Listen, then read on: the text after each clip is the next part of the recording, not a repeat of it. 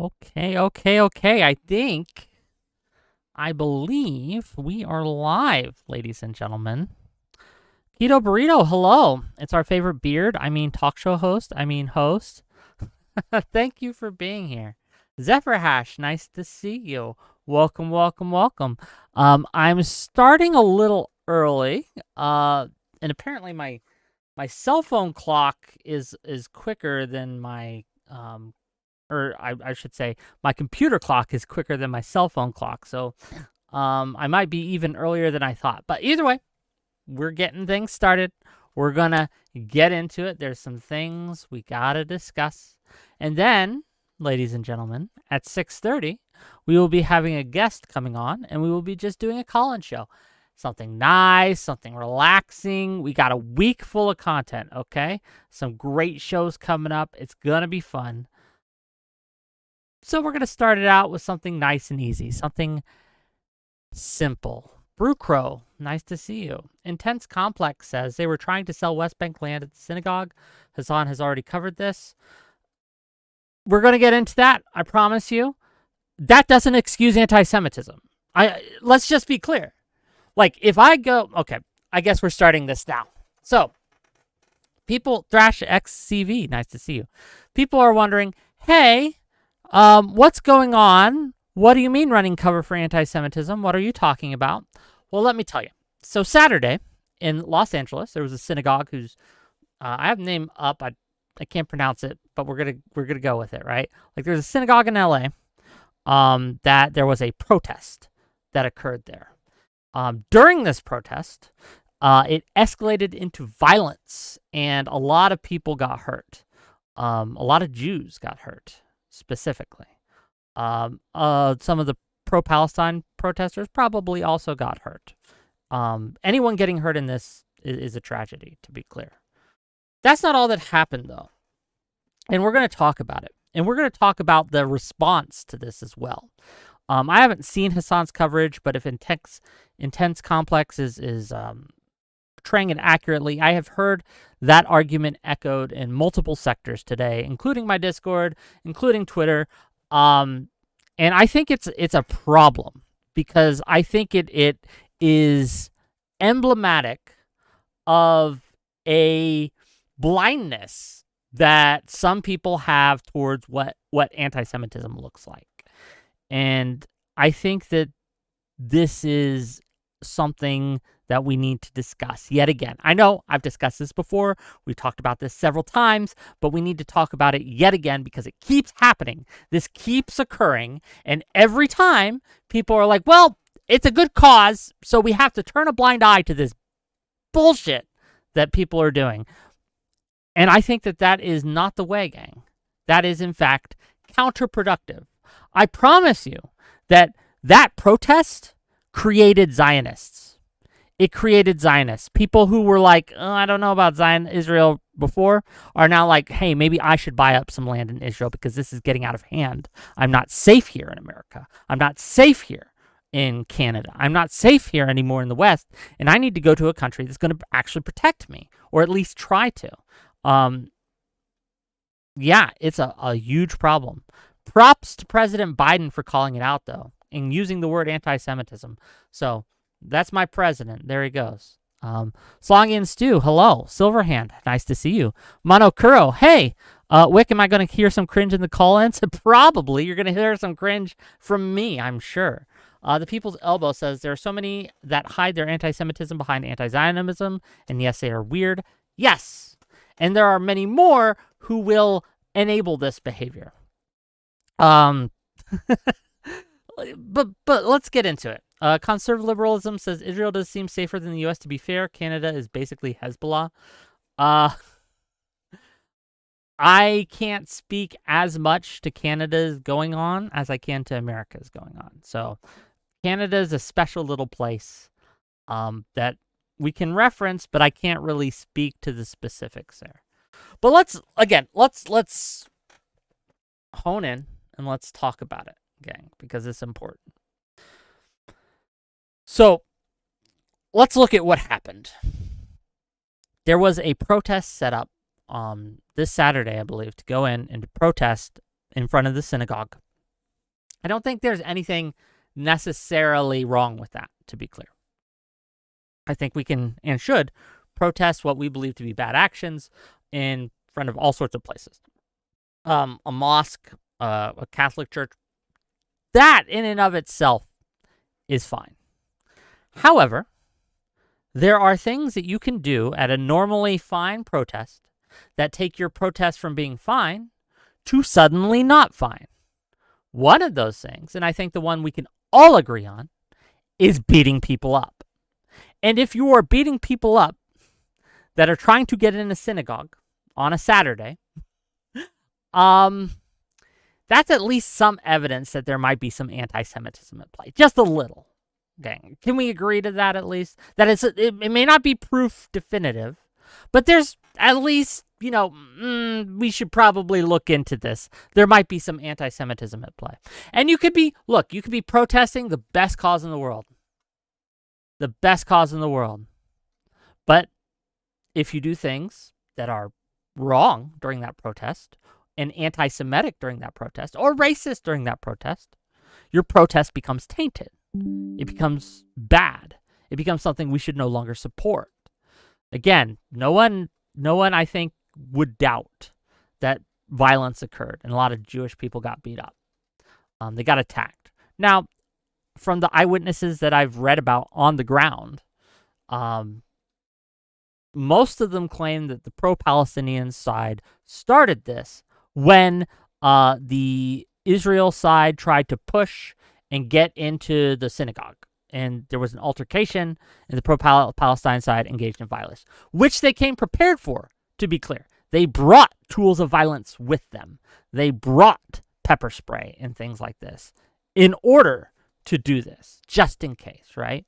So this shows a level of intent. It shows pre-planning. It shows forethought, okay? That's important. Now, you could argue, they were just bringing it in case the other side started it first. Fair enough. But still. Other things that were chanted, or that were occurring during the time, were chantings of "Long live the Intifada, from the river to the sea, and free Palestine." One of those things, totally okay. Free Palestine? Cool. Great. I'm for it. River to the sea? Maybe. It's iffy, but I'll grant you that. If you were outside of a synagogue chanting "Long live the Intifada," you are engaging in anti-Semitism. You just are. It doesn't matter the reason. You could have a great cause.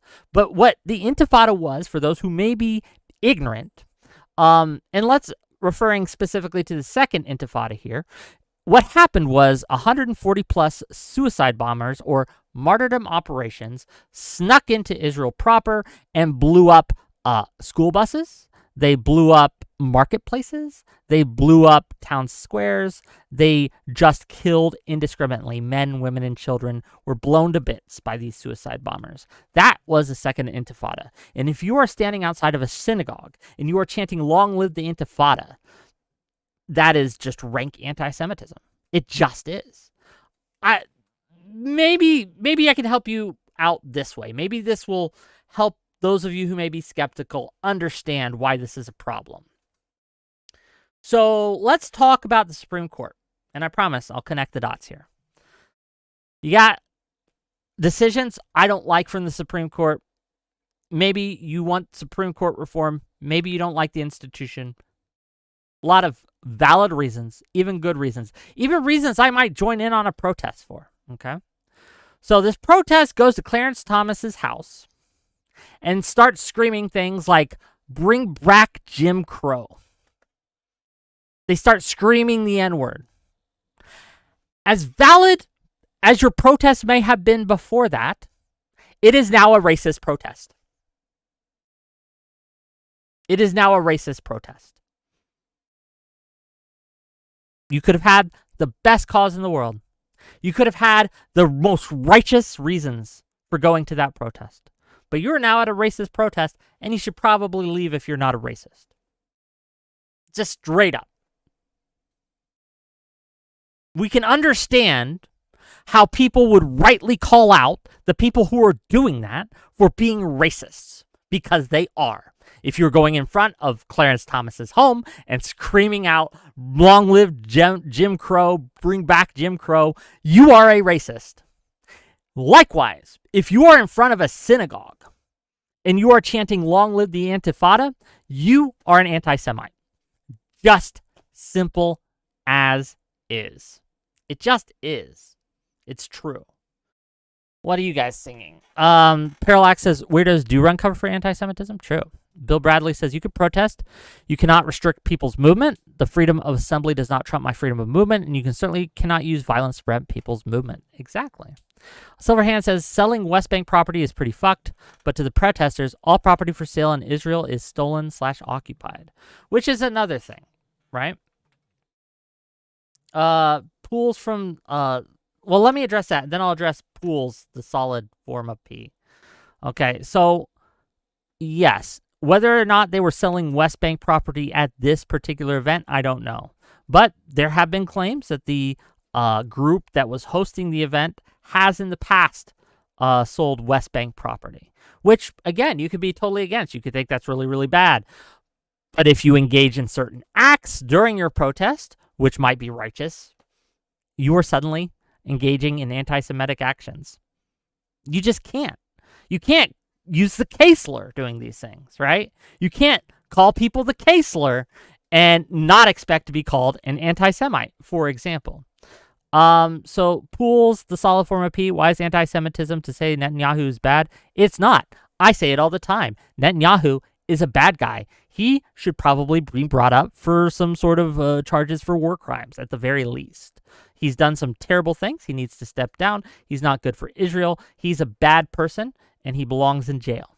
That's not anti-Semitic to say. However, if I start going out in front of his house and calling him the K-slur, and then talking about how I hope, like, his schools get blown up, then suddenly I'm now an anti-Semite. That's just how this works. Brew Crow says, I agree with the sentiment, but it's also anti-free speech. I'm not saying that these protests shouldn't happen or that the protesters shouldn't be arrested. I am saying the ones who engaged in violence should be arrested. Yes, I am making that claim. If you were engaged in violence during a protest, you should go to jail. Violence is not okay at these protests.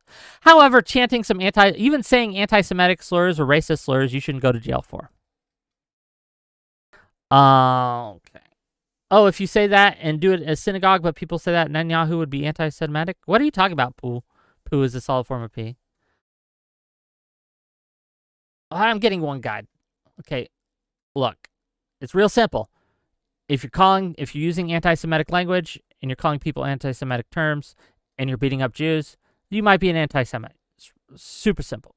Super simple, okay? If you are protesting the actions of Israel or even people within Israel, that's fine. You can. In fact, there's a lot to protest Israel for. There's a lot of bad shit that they do. It's not anti-Semitic to say Israel is a bad actor or be anti-Zionist or be anti-Israel. It is when you start engaging in anti-Semitic tactics in order to protest Israel. This is a difference here. It's real simple. Conservative liberalism says the not simple part is a guilt by association part. A small group of agitators within a greater movement shouldn't invalidate the greater movement. If I'm at a protest for something, and a large portion of the people around me start screaming the N-word, I am going to lead that protest because I don't want to be associated with that. I'm not a racist. And if I, for the best of reasons, go to a protest for a really good cause and find out that everyone around me is engaging in racist acts, I'm going to leave. Of course I am. Or speak out against it at the very least, condemn it, all these things. But we don't have that happening. President Biden condemned it. Good on him. But there are a lot of people who are running cover, excusing this, saying it's not anti-Semitic, it's okay to do. Or they might say, well, it's not okay, but we have to ignore it because the cause is worth it. The cause is justified. It's a justifiable anti-Semitism. But it's not really anti-Semitism. It's not actual anti-Semitism. It's just anti-Zionism. Yeah, sure, they're beating up Jews and they're chanting anti-Semitic slogans, but it's not anti-Semitism. It's anti-Zionism. This is a game that they play, gang. It's a game. Just don't have to play it. You don't have to. Kaiser Henderson, there are not a lot of people running cover for anti-Semitism. Wrong. There's quite a few. Lethy Waterkai says, I'm fairly sure this has nothing to do with me in any way, shape, or form. That's okay. You can still be here, Lethy Waterkai. We are going to get to the call-in section in about 20 minutes. Don't worry. The People's Elbow says, I ain't buying the Hamas Health Ministry's oh, that's okay. Yeah, we're not here to litigate the actual war. You can be for it or against it. That's okay. I don't think it makes you anti-Zionist or anti-Israel to be against the war in Gaza. I don't think it makes you anti-Semitic to be against the war in Gaza. I don't think it, or the actions in Gaza, whatever you want to call it, it's not anti-Semitism on its face. Once again, the reason that the Saturday protest in LA was anti-Semitic was two reasons. The violence against the Jews who were targeted, right, for the violence there. And the second reason, I think the stronger reason, in fact, is the chanting of anti-Semitic slogans by a large portion of the protesters. Now, you might argue that not everyone there was anti-Semitic. Fair enough. Not everyone who went to the protest was anti-Semitic. I'll grant you that. But we have the term systemic for a reason, okay? We can recognize that not every single portion of a protest has to be violent or has to be anti-Semitic or has to be racist or has to be a thing for the protest itself to be that thing. We can have a pretty sizable portion that isn't that thing, much like the January 6th insurrection. Most of those protesters that were at the January 6th insurrection didn't engage in violence of any sort. They didn't go inside the Capitol. They were just there to protest. However, it would be silly to say that means that the January 6th protest wasn't violent. It absolutely was. Just because most of the people weren't engaging in violence doesn't mean it wasn't violent. Simple as, right? Just because some of the people at that protest may not have been anti-Semitic does not make it not anti-Semitic. I don't know why we are having trouble with this concept. Well, actually, I do know why. I do know why, because for whatever reason, especially after October 7th, a lot of people's brains got broken, and it causes them extreme cognitive dissonance to understand that there is a huge swath of anti-Semitism laced through the pro-Palestine movement and laced through the anti-Zionist movement. It's a huge festering rot that, for whatever reason, many on the left and many even on the right, have decided to ignore, okay? Have decided to just not talk about, turn a blind eye to, all these things. $5 from Cameraman502.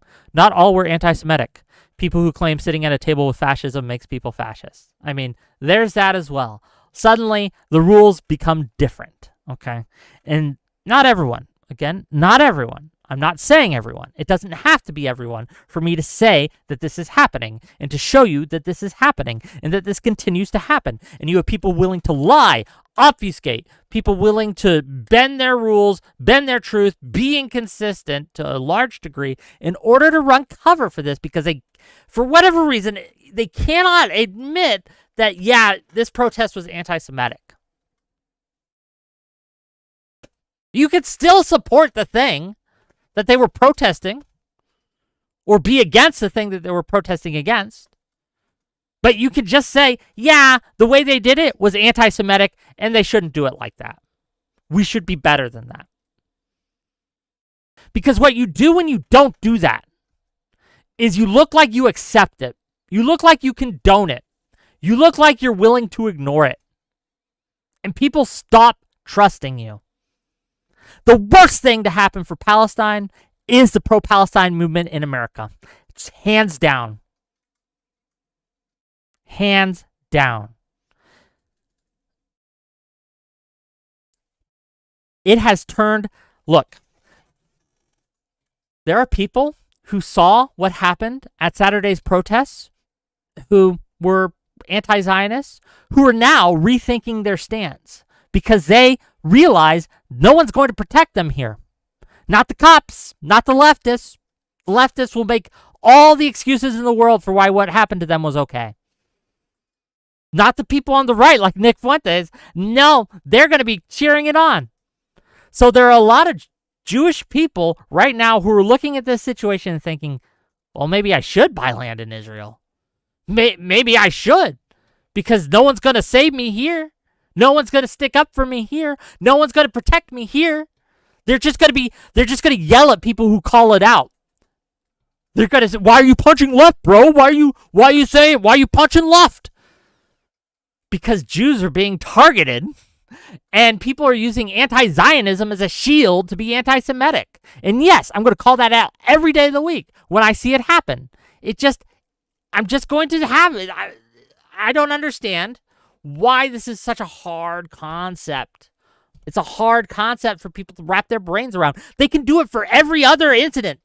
Again, if people were in front of a black church and black people were trying to enter that church and a bunch of people started beating up those black people and then they started yelling things like, bring back Jim Crow, no one in their right mind would be saying that that wasn't a racist protest. Again, the church could be doing something really bad. But when you start screaming the N-word at people, when you start saying, long live Jim Crow, and then you start beating up black people, yo, that's racist. Of course it's racist. Much akin to what is happening here in this protest, where you have a bunch of people going in, screaming anti-Semitic slogans outside the synagogue, such as long live the Intifada, and then beating up Jews. I don't know what to tell you. That's anti-Semitic. Why doesn't it make sense, Doobie? Why doesn't it make sense? What protest is this? On Saturday, there's a protest in Los Angeles outside of a synagogue. The synagogue was hosting a real estate event where they were selling land in Israel. Pro-Palestine protesters organized an event to protest it.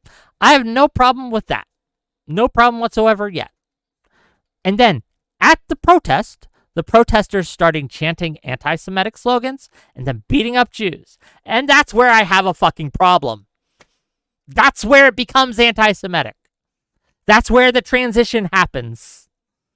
LS12 says, honestly, the commentary along this conflict felt more like two dudes irrationally defending their favorite fantasy football team than any honest viewpoints. Yes. What state? California. This happened over the weekend. Carissa Keeley says, be principled. Smiley face. Well, thank you. It was in Los Angeles, in California, Tom Foolery. The president, Biden, came out against it. He called it anti-Semitic. Good on him. Doobie says, because it's a generalization, when you say that the protest itself was anti-Semitic, you're doing the thing anti-BLM pro people did to paint all of BLM as racist because of minority attacks on white people. There were BLM protests that were violent. Not all of them were violent, just as not all protests in front of a synagogue are violent. But this one was. This one was anti-Semitic. There might be plenty who aren't, but this one was. I'm speaking specifically to the event that happened in Los Angeles, California, this Saturday. Again, I can't speak for these other protests. They might be doing fine. But this one was bad. It depends. Doobie says, okay, but you wouldn't say an entire BLM protest was violent and racist because the minority of people there were violent and racist? How big was the minority of people there? If you got 30 to 40% doing it, yes, it's still a violent protest. Even if 50% weren't. Just like January 6th. Most people weren't violent there, but January 6th was a violent protest. It just was. isn't there a huge problem with racism and Zionism? Yes, there is. I'm not here to defend racism within Zionism. You know what I do? When I see clips, and there have been clips of Zionist counter-protesters at these events calling people the sand N-word. That's racist. They shouldn't have done that. They taint their messaging when they do that. They taint their protest. It becomes a racist protest or counter-protest. I don't defend that shit. I don't defend racism. Likewise, I don't defend anti-Semitism when it happens.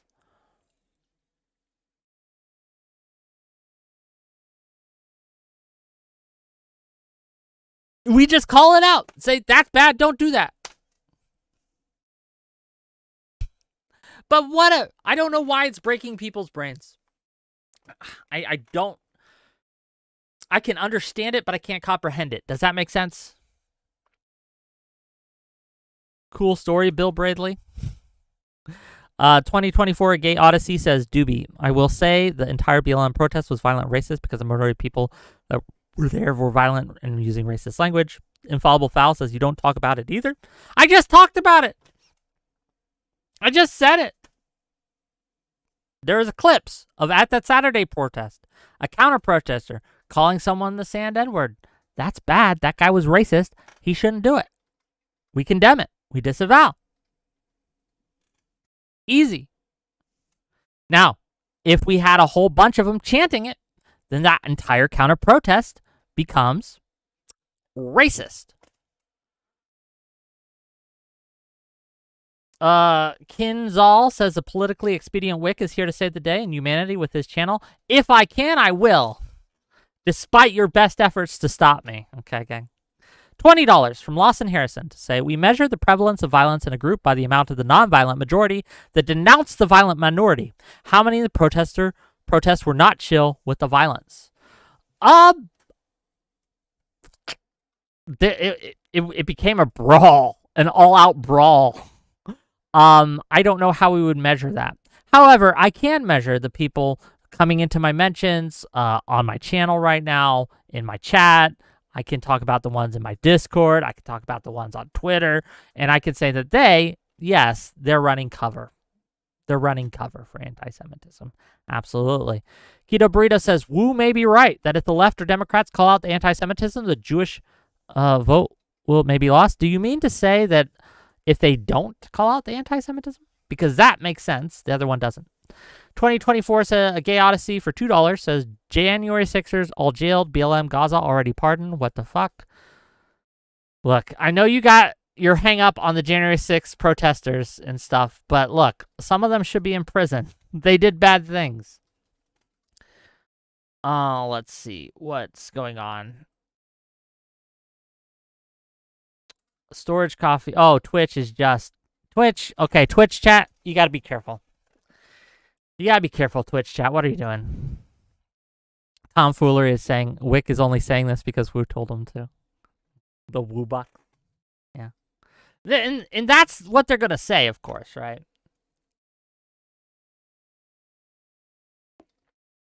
Even though Wu doesn't pay me right now.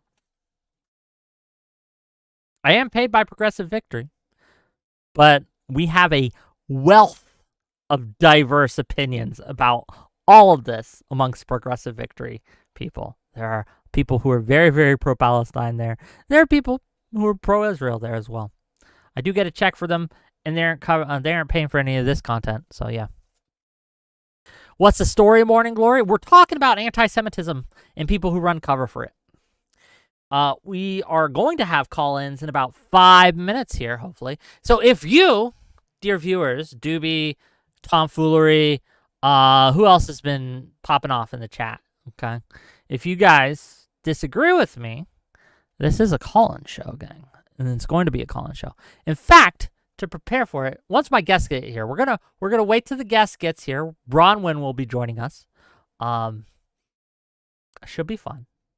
But let me get you guys the link so we can get a line started, okay? Because I suspect this might be having a lot of people want to come in and pop off. Here is the link to the Discord. I'm posting them in the chats. What you do, dear viewers, is you click this link, you accept the rules, and then once you do that, you'll be able to see the backstage, which is the top, all the channels in the backstage, which will be at the top, okay? You click on that, and when it's time, we'll drag you in, and we'll talk to you about whatever it is you want to talk about. It doesn't have to be this. It can be something else, but it can be this as well. You want to come on? Well, come on in about 5 minutes when my guest gets here. We are waiting on my guest because it would be rude to start the call-in show without my guest that I planned to come in. We can do it right now on the camera, Crody. What's Crody? Is that a slur? Is that a slur? I don't know. But yes, Ogre Boy 6 says, so catch me up. How are they running cover? Once again, the protest, this specific one, I'm not talking about all protests in general, but the protest on Saturday in front of the synagogue in Los Angeles, California, engaged in two things that made it anti-Semitic. They beat up Jews, and the kicker, right? They chanted anti-Semitic slogans outside of a synagogue. Specifically, long live the Intifada. And to remind you, the Intifada, the second one specifically, was when over 140 suicide bombers, martyrdom operations, broke into Israel, snuck into Israel, and blew up school buses, marketplaces, and a whole host of other civilian targets, slaughtering men, women, children, and themselves. To chant this to chant praise for this outside of a synagogue is anti-Semitic. It simply is. I don't know what to tell you. Now, protesting in front of a synagogue in and of itself is not anti-Semitic. You can have a great cause and protest in front of a synagogue and not be anti-Semitic. In fact, depending on your cause, I might join you. But as soon as you start doing these things, engaging in violence against Jews, as well as chanting anti-Semitic slogans, I'm pulling chocks. I'm peacing out, Girl Scouts. Okay? I'm getting rid of this. Sour Lemon says the protest in front of the synagogue was because they were auctioning owned Palestinian land and the protesters were the ones being beaten. The protest, according to reports on the ground, the pro-Palestinian side brought tools, pepper spray, etc., preparing to engage in violence. And they initiated the violence initially because, again, counter-protesters showed up. They tried to go into the synagogue, and the pro-Palestinian side violently opposed them. That's what happened according to the sources I've read, and I've read several. I argued about this for a few hours in my Discord this morning. That's Sour Lemon. That's just not true. That's just factually inaccurate. That's just not true. Where are you getting your news from? Hamas.com? I don't know. But again, I will put this into terms that you guys can understand. Okay. Clarence Thomas. We don't like him. We think he's a bad Supreme Court justice. But if I go in front of his house and then I start screaming, bring back Jim Crow, regardless of the righteousness of my cause, I am now engaging in a racist action.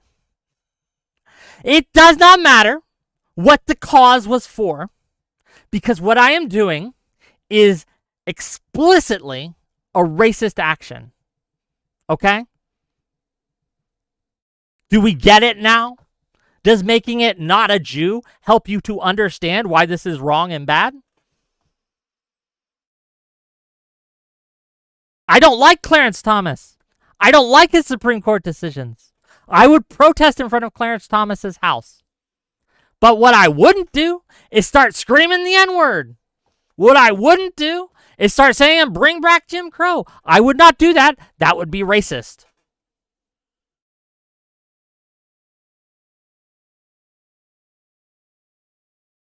Ogreboy6 says, you were full of shit on Twitter with that one, as you are now. Jim Crow was a form of oppression. Intifada is calling for resistance against almost identical oppression. You're wrong, Wick TV. What the Intifada was men, women, and children being blown up in school buses and marketplaces, all these things, where they tore them apart, limb from limb, engaged in suicide operations to kill as many civilians as possible. That's what the Intifada was, okay? And yes, that's really bad.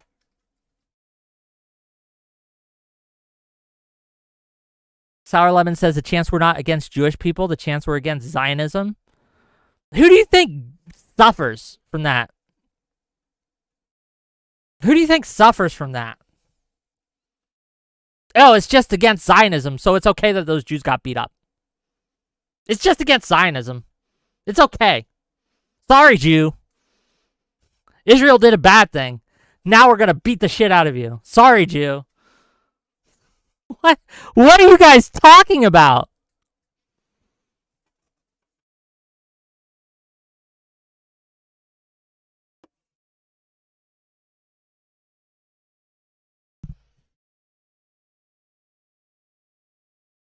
Oh, Soreness clipped. Oh, yeah.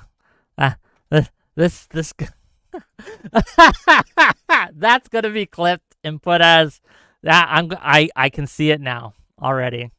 They're going to be putting that one all over Twitter. But this is just more evidence of kind of like the dishonesty of that side, right? They will take things out of context like that. They will make shit up. They will simply engage in all sorts of disinformation, obfuscation, all to prevent from admitting something super, super simple. There is anti-Semitism at that protest. It was an anti-Semitic protest. Simple as. Let's bring on my guest. Hello, you're live. Hi. Hi. Can you hear me? Yeah, I can hear you. Wonderful. We have an audio connection. Now, can we get that visual connection? Let's get the camera on. Trying to work on it. Yeah, take your time. Take your time. Sorry, I'm all worked up. We had a little bit of a pre-show, okay, where I yelled at my audience a little bit, but it's okay. I got the juices flowing. Okay. They're ready to go. Oh, perfect. Great. After you yelled at them, they're still there? Huh? I said after you yelled at them, they're still there? They like to yell back, and I let them. That's one of the beauties of my platform, is I allow people to contend with me and disagree with me strenuously and even insult me. I try to be as free speech as I can, as TOS allows, at least. I do have lines, of course, but yeah. But yeah, once you get the camera up, gang, this is Bronwyn, okay? Softcore gamer girl on Twitch and Twitter. She is from the TTRPG sphere of things, which I've been trying to get into. Oops. Hey, don't click join voice. Don't do that. It'll send you back. Okay. Well, just because I went to give it permission to use my camera. I just did. Yeah, I was like, oh, apparently it does that. Okay, are we good? Oh, we can see you now, at least. I can't see me, apparently. I have no idea what I look like right now. You got pink hair. It only matters that I can't see the rest of your shirt, right? But no, we can see you. It only matters that you. Oh, that's not true, but it's a good sentiment. It's a good sentiment. But yeah, why don't you tell people who you are and things like that? Introduce yourself. Let people know who they're going to be calling in and talking to today. Well, I go by Softcore Gamer Girl on Twitch and Twitter. I do that specifically because I like to game, but I'm definitely not hardcore, so I'm not super opinionated about a lot of things. But I think I know my stuff fairly well. I like to see all sides of the arguments that have to do with tabletop role-playing games and such. I'm currently on Twitch playing through Baldur's Gate 1. I like the old classic games that way. Cool. Kind of what I'm working on. And yeah, and I don't know, I'm here because it sounded fun. Well, hopefully Hopefully it is fun. We're full of piss and vinegar today, but it'll be great. It'll be good. To you, dear caller, if you are sitting there, and I see you backstage, we'll pull you in a second. But let me know. Let everyone know how to call in. I'll provide a link in chat. Okay, my Discord link. You click the link. You accept the rules. Once you do, you'll see all the channels. You jump backstage, and when it's time, we'll pull you in, and you can talk to us about literally anything you'd like to talk about, anything you'd like to discuss. So please, this show is for my community. It's for you, dear viewers. Bronwyn has been gracious to go through this with us. So let's see what we got. Okay, I will pull in the first caller, and then I will start distributing the link. Hello, you're live. What's up, Wick? Oh, living life. Got a camera for us today or not? No. Okay. What's on your mind? What can we talk about with you today? So I want to talk about two things. One is you talked to Brianna the other day about kind of got roasted over criticizing the left and shit. Yeah, I remember. My I was points there. with that, sorry, go ahead. No, yeah, I remember. I'm encouraging you to keep going. What do you got? Yeah, like if you're on a sports team, right, and one of your teammates keeps fucking up and fumbling the ball, like that person's going to get more criticism, in my opinion, or should get more criticism than the other team, because like you already know that the other team's opposed to you. Doesn't make sense to just shit on them all day, right? That's kind of the way I look at that. No, makes sense to me. What about you, Bronwyn? Let's try to get you on things. I and talk about things I don't know about. I don't do sports. Sports. Throw the ball. Okay, well, what about you're playing a game. You're in the dungeon, okay? Your rogue decides that he sees this shiny gem in front of the statue with the glowing red eyes. And he's like, everyone's like, "Hey man, that's a trap. You probably shouldn't go in there. The glowing red eye statue is going to get you." And then he's like, I'm going to go get the go at the gem anyway. Do you yell at that person? Or do you just say, "Hey guys, we're a team. We got to smooth it over"? No, I think we probably yell at them a little bit. I mean, does that mean in the heat of the moment, right? You got to stop them from doing the really dumb thing. Yeah. And I mean, then alternatively, if he goes ahead and does the dumb thing anyway, then we have to deal with the consequences first. So then it's more about, okay, guys, like, let's get this taken care of. And then you yell at them later. Beautiful. I love the answer. I agree. And in fact, I think Brianna Wu, she's not here to defend herself, but she agrees too. And this is why, again, I criticize the left at times, even though I'm on the left, because it's my team. I see them doing something really dumb that's going to hurt us, and then I'm going to have to deal with the consequences later. And so I say, don't do that. You are dumb for doing that. And that's as simple as it is. What else you got? That was the first thing you got for us. What's the second thing, Lawson? Yeah, the second thing I got is about the like River to the Sea and Intifada Forever shit. The best example I can think of, or like analogy to this, is if sort of uneducated, out of touch Americans in the mid-30s were saying Sieg Heil because they thought Sieg Heil just meant like Germany getting some kind of freedom or independence from like economic capture, right?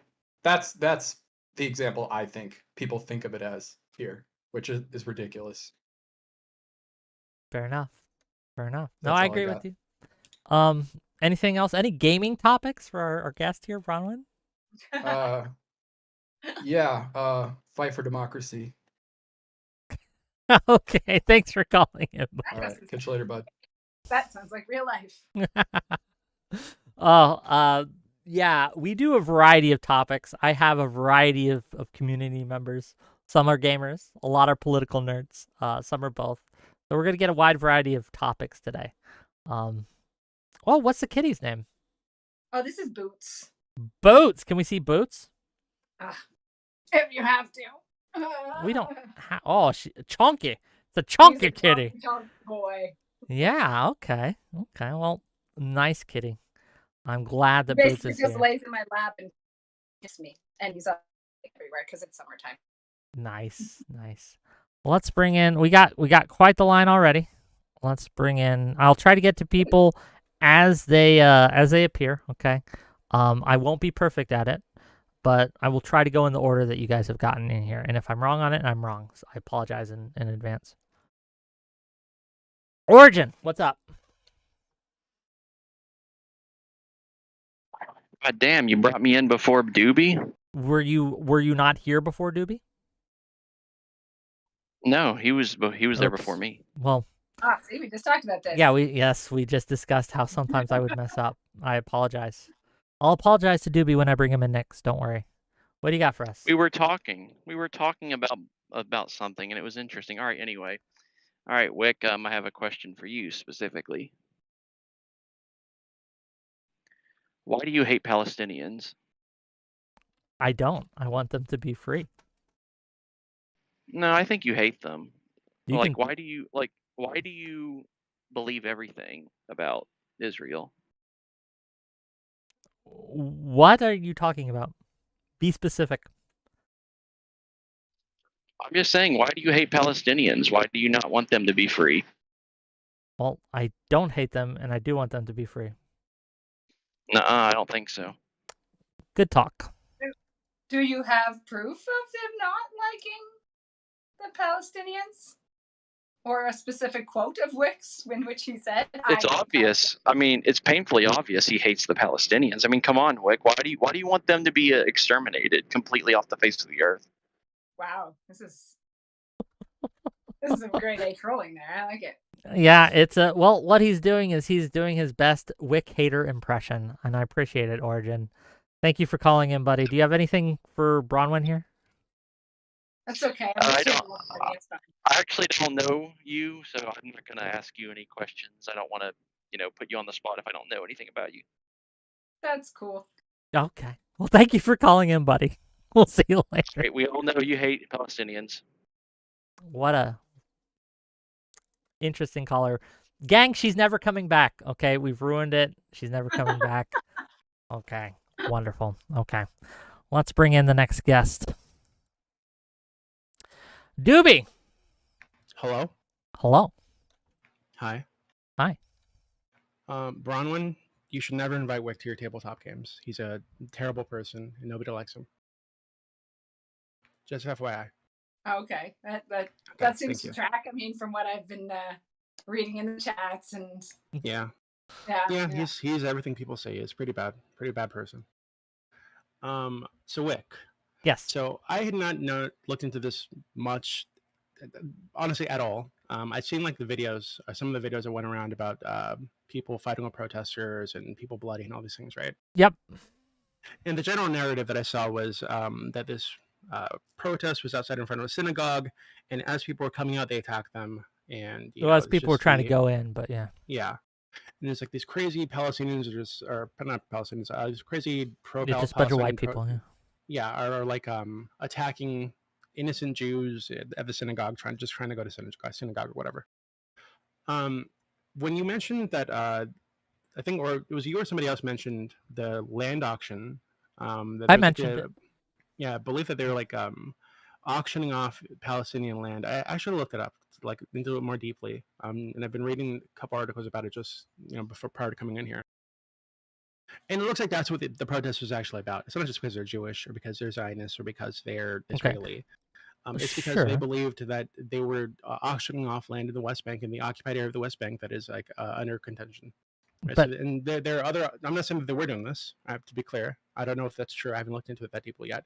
But that's what the belief was. And there are other auctions like this around the country that do exist with Israeli firms doing exactly that. I'm gonna just say that they were right, assuming that they were. That doesn't make it okay to do anti-Semitic things and chant anti-Semitic slogans, even if your cause is just. Like, for example, would you call it anti-Semitic if they had been using the case law against these people? I'd call the people saying that anti-Semitic. Yes. And if a lot of protesters were doing this, you would call that protest anti-Semitic, correct? It depends how many and like what the What's your cutoff of the protest is. Well, you need to like show me way more than people getting into fights and some like people who are already like, because I think maybe you haven't seen these videos, but there are videos from the other side of the protests where the pro-Israel protesters are there and they're ripping people's like what are they called? Their little hijab things. They're ripping them off their head, calling them sand N-words, saying all kinds of crazy shit to them, mocking. Yeah, that's racist and bad. Okay, but then would you call the counter protest that was there a racist counter protest? If enough of them were doing that, yes. Well, how many? Oh, anything. If a sizable minority were doing it, then yes. Okay, so I think this is like where I have the biggest disagreement with you, because in any protest movement, right, in any kind of situation like this where they're like inflame people on both sides, you're gonna have some people that are fucking crazy, right? Some people that are actually just racist or violent or whatever, right?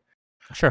So I don't think it makes sense to say that the protest itself or the group itself that showed up that day was an anti-Semitic group or a racist group or a violent group or whatever, because a tiny minority of people within that crowd did bad things. The organizers and you can say that on both sides. On both sides, people were violent. On both sides, people were racist. That was a tiny minority of the actual people there. So it doesn't make sense to say that what percentage? Do you even know? Well, when you're watching those videos, all we have to go on is those videos that people have been posting around, and it is not the majority of people getting into fights. Most of the people there are trying to pull people away on both sides, right? So there's like a handful of people that are actually fighting. Most people are trying to pull people away to stop the fighting. The organizers of the protest and people who came to the protest brought tools of violence with them. They brought pepper spray. They prepared for this thing. Okay. At a situation like this, pepper spray is not a tool of violence, right? It could be a tool of self-defense, especially if they know there's going to be a counter-protest there, and there was a counter-protest there, and those people also brought pepper spray. They also brought shit to defend themselves in case something. The ones who were doing that, and if that's what the counter-protesters did, then you would say, and I think both of us would agree, that they came to instigate violence, and we would condemn that. True. That's ridiculous. Why would it be ridiculous? They came to a tense situation, a tense environment, prepared to defend themselves if something did happen. Just because this is like saying that if somebody's like concealed carrying, they intend to shoot somebody. No, they have something to protect themselves in case it does happen because they're in a tense situation. So $5 from Zephyr Hash. Thank you for the $5. Did we forget that policing your protest is an important part of the protest? Didn't we learn any lessons from the bad narrative surrounding BLM? And that, I think, is the biggest issue for me. Is that we can look at these things and we can just call them for what they are. When you're chanting long live the Intifada in front of a synagogue, when you're beating up Jewish people, that's pretty anti-Semitic. Both of those things together. No, that's pretty anti-Semitic. So even beating up Jewish, when you just say it like that, as if there wasn't any instigation on the side of the Jewish protesters, right? As if there weren't people on that side who were also throwing shit, spitting at people, pulling off their headdresses and shit like this. When you just say, oh, well, they're beating up Jewish people, it's dishonest as fuck. No, it's not. We have eyewitnesses that were on the ground. We have eyewitnesses on the ground that say that these people blocked a synagogue.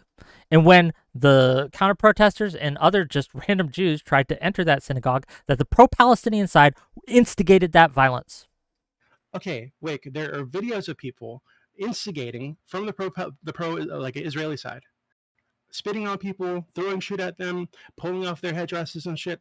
So I don't know how you can just ignore all of that and say, well, I'm not ignoring it. There's a story from the counter protest side, from the side that's being protested, that they were just attacked randomly for no fucking reason. Of course they're going to say this. I'm not sure if you spoke to people pro-Palestine. Wait, hold on. I understand it's causing you cognitive dissonance to recognize that the anti-Semitism happened. You're being dishonest as fuck. So if you were to only speak to people on the pro-Palestine side, and they told you, well, hey, we were there protesting, and these fucking Zionists just came and attacked us for no fucking reason, and that we were just defending ourselves, you wouldn't accept that. You would say, oh, well, no, bullshit. Here's videos of you guys instigating, of you guys attacking people, so you're lying to me. But I don't understand why you just gobble up the story or the narrative of one side and ignore the narrative. Because one has a whole fuck ton more evidence than the other. One has a preponderance of evidence that backs it up. One has a preponderance of videos, statements, and written and documented evidence. The police on the ground say that this is what happened. We have all this evidence. And then on the other side, you have videos. Cool story, bro. Be honest with yourself. I am being honest. I'm telling you what's happened here. To find evidence from the pro-Palestine side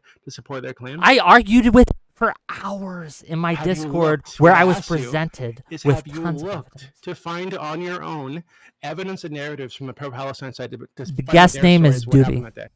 The guest name is Doobie for those asking. It's Doobie. Do you guys not remember Doobie? He's been on my show a lot. Fuck you guys in chat, okay? Okay. But to be clear, right? Really quick. Have you looked? Yes, I have. I went through several articles. Say this, right? And you've seen them say, "Hey, yeah, we were there. We meant to protest peacefully, and all these people came and attacked us, and we defended ourselves." That's their narrative. The narrative from the other side is that, "Oh, well, we're there peacefully, minding our own business, and we were attacked by these fucking crazy anti-Semites." Both sides are going to have this kind of narrative. But we know this. You've seen enough protests for this to understand that these narratives are going to happen. This happened in BLM. This happened in fucking the Trump rallies.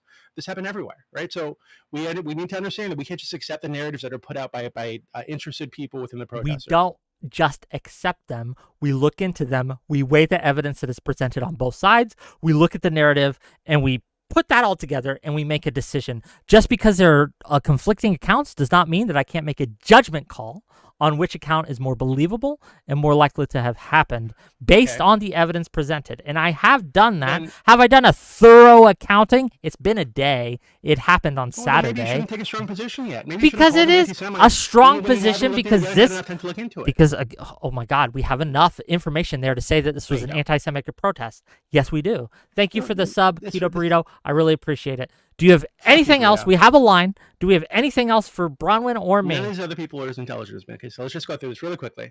So even this Intifada thing, right? Saying, oh, if you chant Intifada, that's like anti-Semitic. That's also bullshit. Right? Where they're protesting is they're calling for an uprising, but they're not calling for an uprising against all Jews all over the fucking planet. They're calling it for an uprising. They're not saying we need Zionists who are attempting to, where they could, from their perspective, steal land and oppress people on the West Bank and Gaza. That's what the Intifada is about. So to just say, oh well, if you protest against this, you obviously want to kill all fucking Jews. That's fucking ridiculous. What are you talking about? We wouldn't say because you know what happened when boots on the ground. No, that's the nice theory, but this is bullshit. It's obfuscation. It's obfuscation. This is a lie that you do. This is a dishonest thing that you do. You're saying, oh, it just means struggle. Let's look at the pictures of what happened in the Intifada, the last Intifada that they had, where you had 140 suicide bombers come in, blow up children, blow up markets, blow up all these people, tear them limb from limb, basically. And when you... It doesn't matter. All it takes is one Intifada for that to happen to be an issue. How can you possibly say that doesn't matter? In the first Intifada, because in one you had hundreds of people die. That's the one that civilians die. You had civilians be shot in the knees. You had children being shot in the fucking crotch by Israeli snipers. Thank you for the gift sub, Polar Knights. Who were peaceful protesters. These were peaceful protesters that they did this to. Peaceful protesters that were throwing Molotov cocktails, rocks, and bombs, blowing up walls. Absolute bullshit. It's not bullshit. You've just guzzled Hamas propaganda. You deep throat that Palestinian Hamas dick. That a minority of people did this. It is not true the majority did this. Most of the people who were shot were not people that were throwing Molotov cocktails. Were not people who engaged in any kind of violence. We're not even people close to the fucking walls. So this is how I know that you just. But this again, that was the March of Return, which was not the Intifada, sir. No fucking thought. That was something entirely unrelated that you're bringing up when we talk about Ling Live the Intifada. Look, that's why they call it the first Intifada. That's why you call the other one the second Intifada. No, the first Intifada was a different thing. So what you're talking about is the March of Return, which happened in 2018. Wick, I really feel like you haven't I understand that you have this narrative. You haven't read a lot on the subject. I get it. I get it. You've seen a lot of TikTok videos. You've seen a lot of YouTube videos. I get it. Demonstrated to everybody that you are willing to call all these people anti-Semitic, call anybody if you have a bunch of people chanting "Long live the Intifada" in front of a synagogue, they are anti-Semites. Yes, absolutely, 100%. When you've done minimal looking into the opposing narrative. $2 regurgitating with no thought from Testicle Johnson to say, "I'd like to thank Bronwyn for being here." Smiley face. Thank you for putting up with this, Bronwyn. I appreciate you. Fuck you, Bronwyn. I'm lying. You seem very nice. Thank you for being here. But again, this obfuscation that you're doing. Look. I'm going to bring you back on. I'm going to set you back. I'm going to bring in more people. Okay? Wait in line. But I do want to cycle. Fuck you, Cruddy. Wait, hold on. I don't know what a Cruddy means. If you don't know what Cruddy means, you're super disconnected from everything. You just need to look it up, please. I apologize, Bronwyn. We get a little heated, but it's okay. And I get it, and I can see his point. I don't know a ton of that conflict specifically or whatever. I mean, it shows up feeds and all that kind of thing. But I mean, if you're taking your protest to the synagogue to yell at the Jewish people. Specifically, doesn't things got out of hand, got violent. But I feel like, as a whole, that already sounds very anti-Semitic. It does, but I think that just because it's in front of a synagogue doesn't make it anti-Semitic. I want to be clear. Will Martin No. writes says, "I have a Jewish nose." Is that not anti? Can we at least acknowledge that asking me if I have a Jewish nose might be anti-Semitic? Can we at least acknowledge that, chat? Can we at least go that far? I don't know. I don't know what to tell And my you. thought was like protests in general. If you are the ones going to do the protest, like you said, you have to be very on top of policing your own protest, because no matter which way you go, it becomes you are the instigator because you had the protest. So you have to go above and beyond to make sure that things remain peaceful. Otherwise, it's always going to come back on the initial protest. Doesn't matter about the counter protest or the fact that it was like, they were coming going into the synagogue, or innocent people. Of course, they're going to be mad that you're in their way. It's like the people who block roads, and then the people who almost try to run them over with cars. Bad people, but they're not actually anti whatever their protest might be. They're actually just get the fuck out of my way. What is your opinion? Before we bring in the next caller, I'm really curious. What's your opinion on the Stonehenge thing? Are you familiar with that incident? I am, yeah. I am not a big fan of that. I've seen it a lot.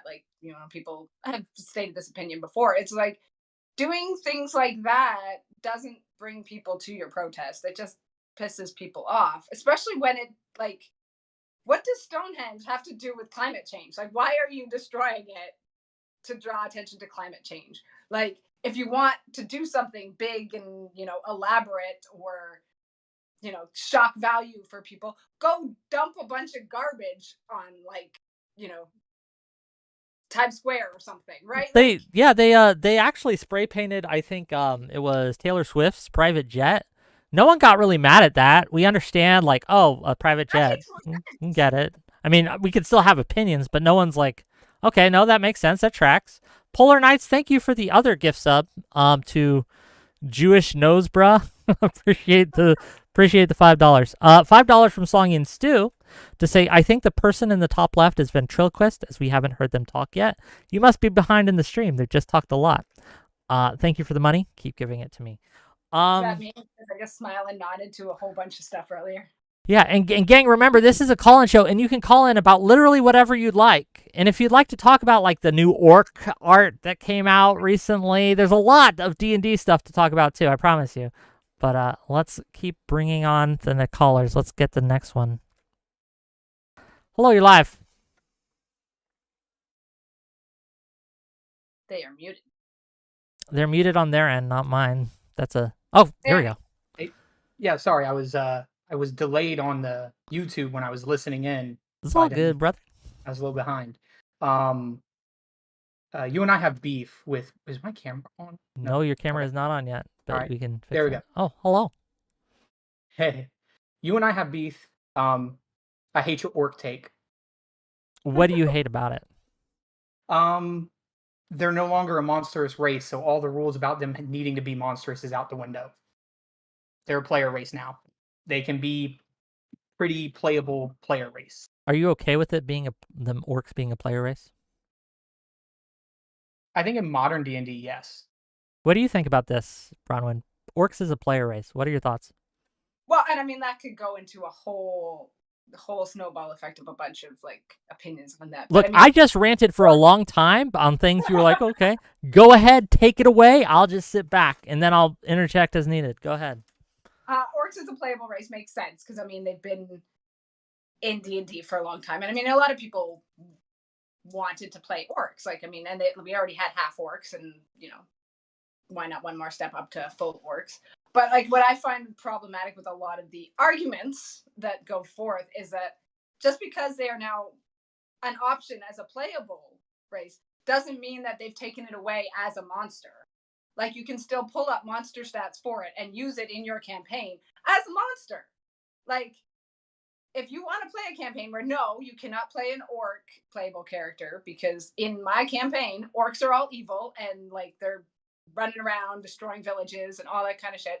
great, sign me up. I will go murder some orcs for, funsies, because they're monsters in that world. But in other worlds, it's perfectly okay for them to be playable characters and possibly not be as monstrous as we are. They can have different cultures, different stuff. Like, it's what I've always thought about D&D. It's just more options. Like, just because Wizards of the Coast have officially said, here is the stats to make orcs a playable race, doesn't mean they're suddenly being like, but no, you cannot have monster orcs in your campaign. I'm okay with that take, but I'll tell you why the art matters, and I'll tell you why this guy here is wrong as well. So my problem with the way that orcs are being portrayed, at least that I've seen in the art in this new edition, what are they calling it again? The one art piece. It's just One 5e. art piece is out. It's not just 5e. They're calling it something else. This is for the new D&D. No, it's still 5e. They're not some people are calling it 6e online, but WotC is not calling it that. I've heard that's all what people are calling it. So 1D&D was the playtest material. WotC is adamant that this is just an update to the current 5e. Okay. Well, that's It's stupid. branding, and it sounds like they made a lot of changes that are just a but they're also still saying you can use the 2014 player races and classes and stuff alongside these ones. I think that's dumb. If we want to go down that route, I will tell you I think it should just be 6e, but officially it's just 5e. Okay, well, then don't quibble with my point here, okay? Yeah. In this new update, whatever you want to call it, whether it be an addition or not, okay? Mm-hmm. The way that they have portrayed not just the orcs, but dwarves as well are an issue for me. And the reason this is an issue for me is because the art direction of the official products does nudge people into viewing things in a certain way, okay? It absolutely does. That's why representation in media is important, right? Because if you see yourself represented in media, or if you see things represented in a certain way, whether that be historical things or non-historical things, it can nudge you and influence you in various directions. Do we agree with that at least? Good agree, yeah. Yeah, we agree with that. Great. So when you have orcs basically being Mexicans, and that's what they are. They look Mexican. No, they're Mexican. That is the wildest thing. One orc on the far right of that picture could possibly. They all look Mexican. They're wearing Western attire. Like, that's just what people wear out there. Mexican. Like, have you been to El Paso? That's what people wear. Mexican, black, white. I see people wearing that all the time. But unless their setting is El Paso, that's a problem. It's the desert. Everyone wears that. Sombreros or like those kind of wide brim hats in the desert is normal. We had them in the Midwest. Look, all I know is that they are new. This is the art for the new Invasion of the Borderlands, okay? Where you're starting out at the impenetrable fortress Alamo. That's raising some red flags for me, okay? It's raising some red flags. That the way, look, I don't want my fantasy races to look like people from El Paso. Yes, okay. They're wearing regular outfits. I get that. Or they're wearing this garb that you don't like. But nothing says they can't also be evil. Nothing about that picture says those orcs can't be El Pasans are super evil. I agree, but I don't want that in my fantasy setting. And I think that making this kind of like new age hippie kind of art style is wild to me. The dwarves are another good example. Bronwyn, have you seen the new dwarf art that's come out? I'm just curious. Yeah, I've seen that. You seen that? Where they're baking cookies? This guy has oven mitts on, baking cookies? What are we comes doing? Into the forge to bring in baked goods while the rest are forging. It just looks. It looks. My wife silly. when I'm working in the forge. I would love if my wife brought me cookies. Do you work in the forge, sir? Not often. Not that much time to do it. And plus, my forge is like a shitty little barrel with a propane tank and stuff. Okay. I make nothing but tongs and stuff. And I think that's a lot of the point too, is like what you're saying, like, I don't want my fantasy races to look like that. And that is legit. Like, that's what you want your fantasy races to be. But I mean, Wizards of the Coast has done a lot of play testing and stuff like that. There are obviously people who do want their orcs to look like that. Everyone wants muscle mommy orcs. But I don't want that to be the official No, do you understand, Bronwyn, why I'm maybe a little upset isn't the word. Disappointed. That's the word. I'm disappointed that the portrayal that they have shown me for the official orcs in Dungeons and Dragons look like they're from south of the border. So if they, God, I hate you. That's what they do. If they show, now let's say they still have 2 other books that they haven't rolled any artwork out for. So right now we've only seen some player handbook art. They have the Dungeon Master's Guide that's coming out and the Monster Manual. If they show orc artwork showing your kind of orcs as well, will you feel differently? Will you go, oh, so that's just one clan of orcs? If they have yes, other clan of orcs. if they have, if that is just an outlier, and most of the portrayals of orcs are more the classic orc look, then I will. Most of them. It has to be most of the orcs. Have to be a good style. Yes, most of them. Okay. Yes, if that's an outlier and they're just doing this as like maybe this is a half orc race or something, then fair enough. But again, I think that the art direction for not 5th edition, whatever this new edition is, update, I don't know what you want to call it, that I have seen looks bad, and I fear that it's taking us in a direction from the grungy dark fantasy that I think is the core of Dungeons and Dragons, that should remain the core of Dungeons and Dragons. And while it's fine to have splat books like Eberron or other settings, that's fine. I don't think the core Player's Handbook, Dungeon Master Guide, Monster Manual, the core 3 should stray from the traditional kind of dark fantasy, or maybe not dark fantasy, but like this grunge fantasy, for lack of a better term. Do you know what I'm talking about? Maybe your you guys favorite edition, 2E. Actually 4th edition, but 2E's a good. Yeah. Why are we even listening to you? Because you guys don't know, okay, what you're talking about. 4th edition was amazing. Okay, 2nd edition was really good too. Yeah. I didn't like 3. 2nd edition guys. I didn't like 3. I didn't like 3.5. And 3.5 is my jam. Okay, well that's okay, Bronwyn. I'll ignore that for now. We can still be friends. Forgive me that. But I just wasn't a fan. I thought it's why I'm not really a fan of Pathfinder 1E. I do like Pathfinder 2nd edition a lot. I thought they made a lot of good changes there. I really appreciate that. But I got a question. How do you feel about 5th edition before these changes? I'm neutral. How do you neutral on it? I never played it. I played a different game on my tabletop. Doesn't that kind of speak volumes to it, where you're talking about like you want the grunge and you want the orcs, but you don't play fit? You're not their. I mean, I hate to say it, you're not their customer anymore, right? Which is the problem. Audience. I mean, you didn't like 3E, you didn't do 3.5, you don't like. Love the shit out of 4th edition. Real outlier. I don't think I am. I don't think I should be. 4th edition got a bad rap. But let me tell you why this is a problem for me. Okay? Because I want things from the official company that are produced for me. I'm selfish like that.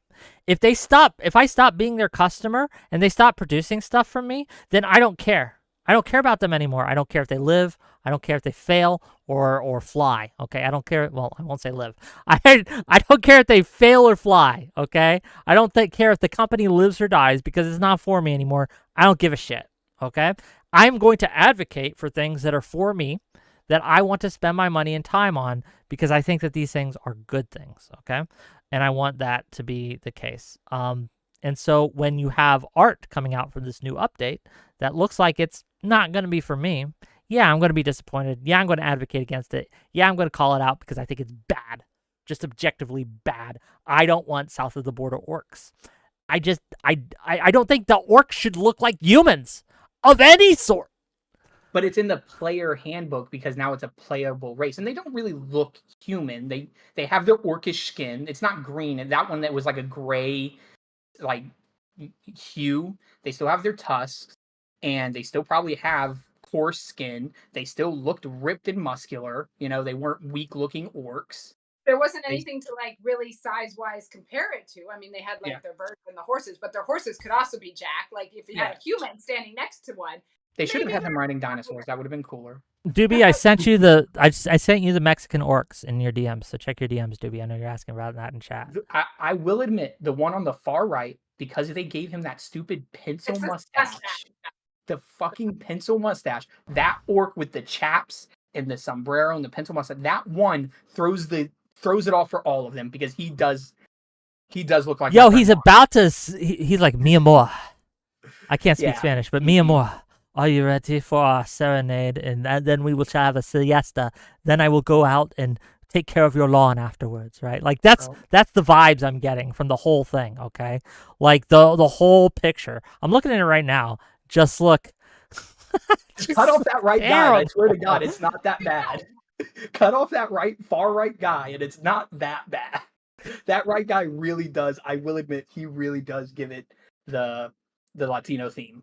But also, like, I feel like one of the problems I also have is like you're not as unhinged about your take on it. So when I say I have beef with you, I don't really have beef with you. You're just Okay. the only reasonable person that has the opposite opinion of it that I can talk to, because everyone else is like calling them Latinx, gay butch girl. Yeah, like, I don't care about calling any of out her that. haircut, like going crazy. They're mad that the dwarves are gay. You know, like I can't talk to those people because like obviously they're going way too far. But like yours, you know, I saw one person that was like, "Why is the forge clean?" in that picture, and I was like, "Okay, weird critique, but I guess." But I don't know. It's a player handbook for players, and they even said in their art direction, when they gave direction to the artist, it was, I'm going to wrap up here because I know you got other guests. Yes. I know the direction they gave them was, this isn't middle of combat. They said the artwork in the player handbook is going to be preparing for combat, right before the combat, or the fallout of combat. So that's why you have the Goliath woman standing in the dead dragon's mouth. You have them getting ready to fight the gold dragon. You don't actually have any combat in the player handbook. They I'm wanted to leave that okay out. with like So they the wanted the art that chill presents that they're about they just finished the fight or whatever. I don't have any particular problems with them.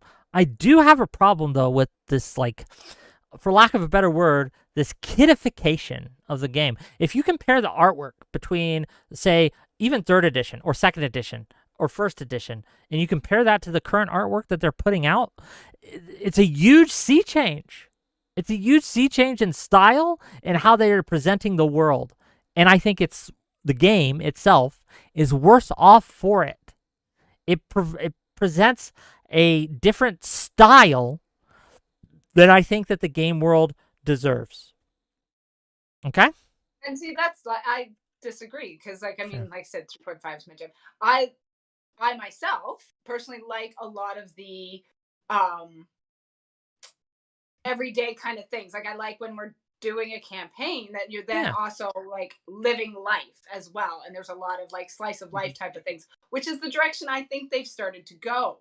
Like, the game has evolved so much. More people are focusing on the ROLE playing versus the ROLL playing.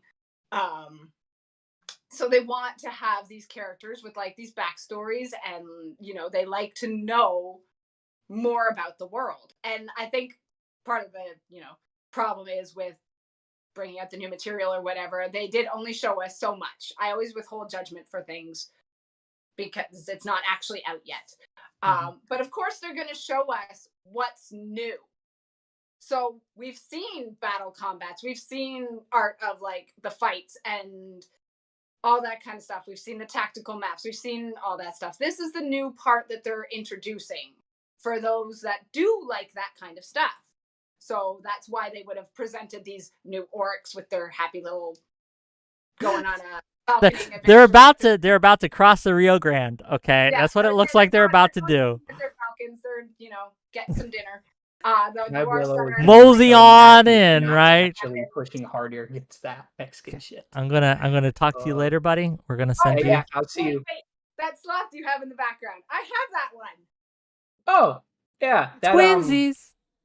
My kid kept trying to go down the stairs with it, so I had to put it somewhere where he couldn't carry it because it's like 4 times his size. But yeah, hey, it was great talking to you. Appreciate you guys. Always a pleasure.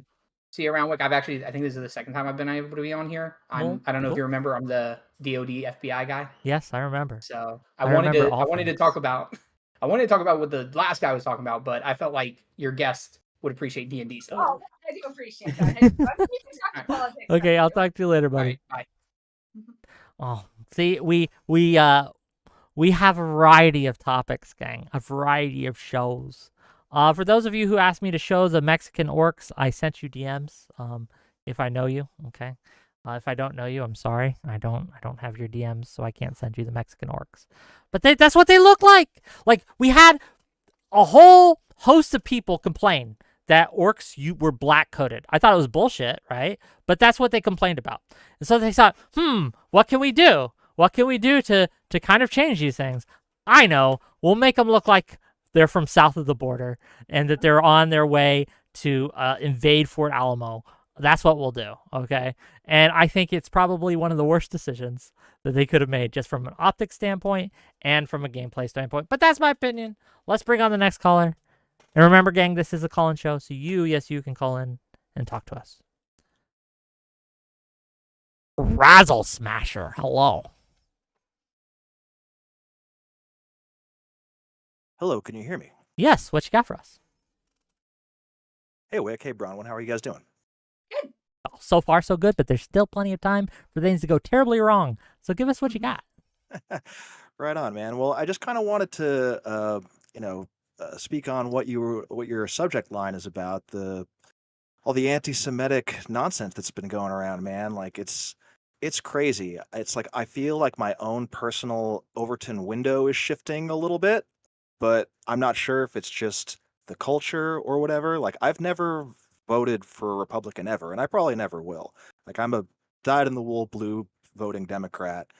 And there have been a couple of things that have, put me off about the air quotes progressive movement, even though I agree with some of their policies and their ideas broadly, some.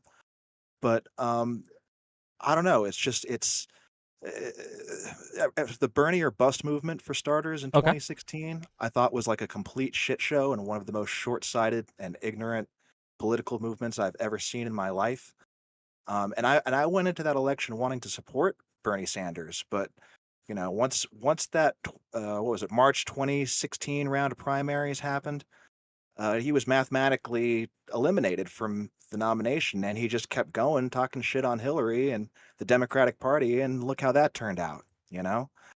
And I worry that what we're seeing with the far left's reaction to October 7th is kind of an echo of that. Does that make sense? It does.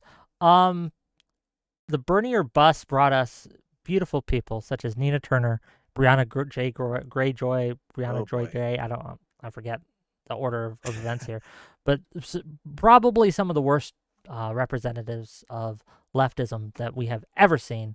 They have done more damage to the progressive quote-unquote cause than any Republican has ever done, and I think that it is a disaster. I think that a lot of the optics and a lot of the reactions to October 7th from the left have been a disaster for the movement, and I think we are seeing a lot of reverberations from that. It's a sea change. It really is. We could look at the Jamal Bowman election that's happening right now. Jamal's going to lose, and good. He should, because he's decided, for whatever reason, that he wants to deny some of the atrocities that were happening on October 7th, right? He wants to play that game and to talk about these vast Jewish conspiracies and all these things. And I hope he loses his election bid. I hope his primary challenger wins. But yeah.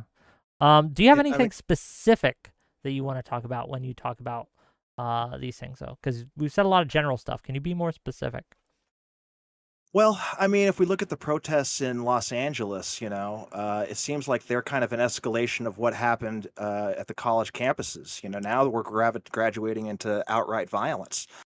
And I don't think that's an acceptable form of protest. Like, you guys touched on it a little bit before when you were asking Bronwyn her take on it, and I agree with her.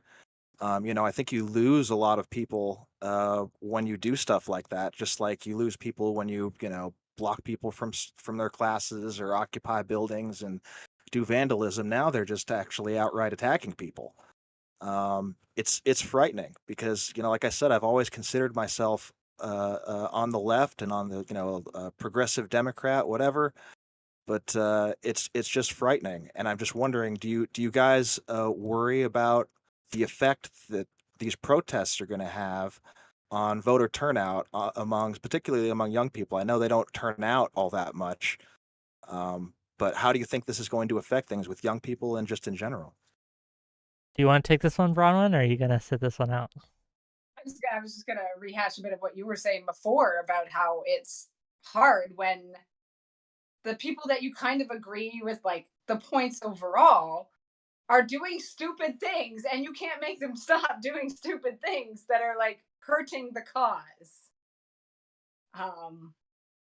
Yeah, so it is frightening when like people that you think should be on your side, or kind of that you thought you aligned yourself with, are then doing things that are definitely not the way to go about it.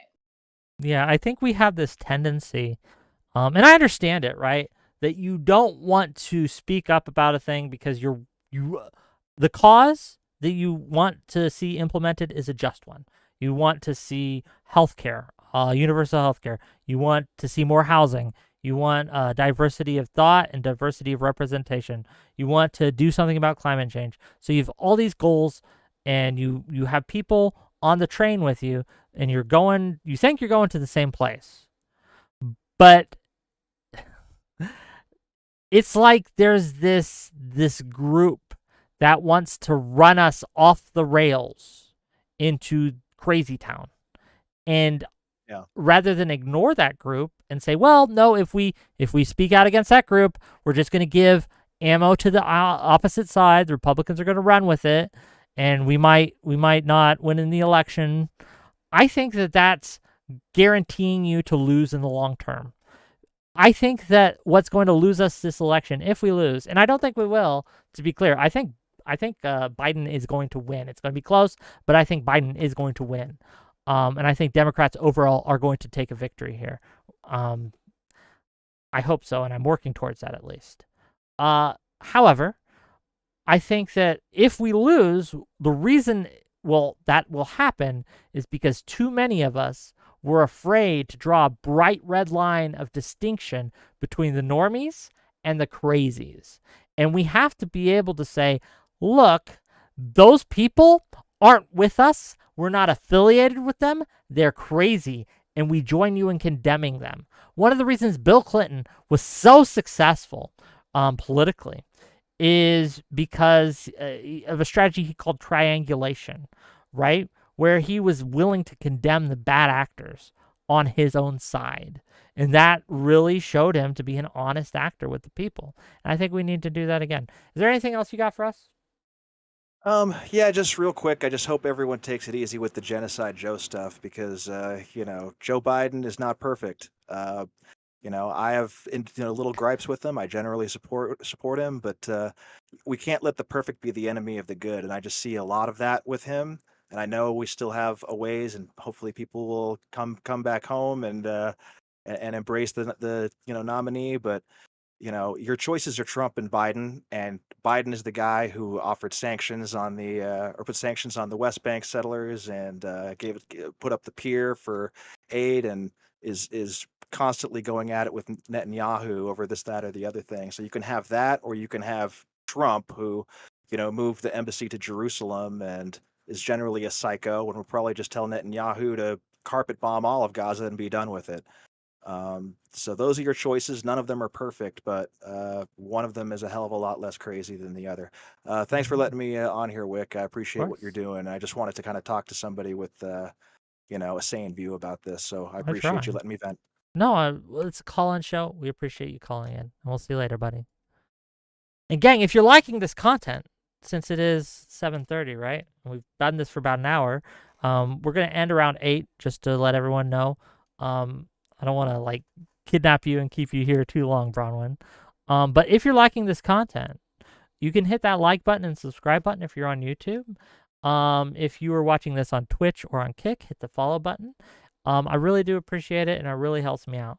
And if you have some change in your pocket, some jingle jangle, okay, you want to donate to me for a rainy day, because once again, we're just off of a false suspension. Remember last week when they banned me from Twitch, but then I used my powers to get myself unbanned because what they banned me for was bullshit? That might happen again. I'm not guaranteed to win any of these.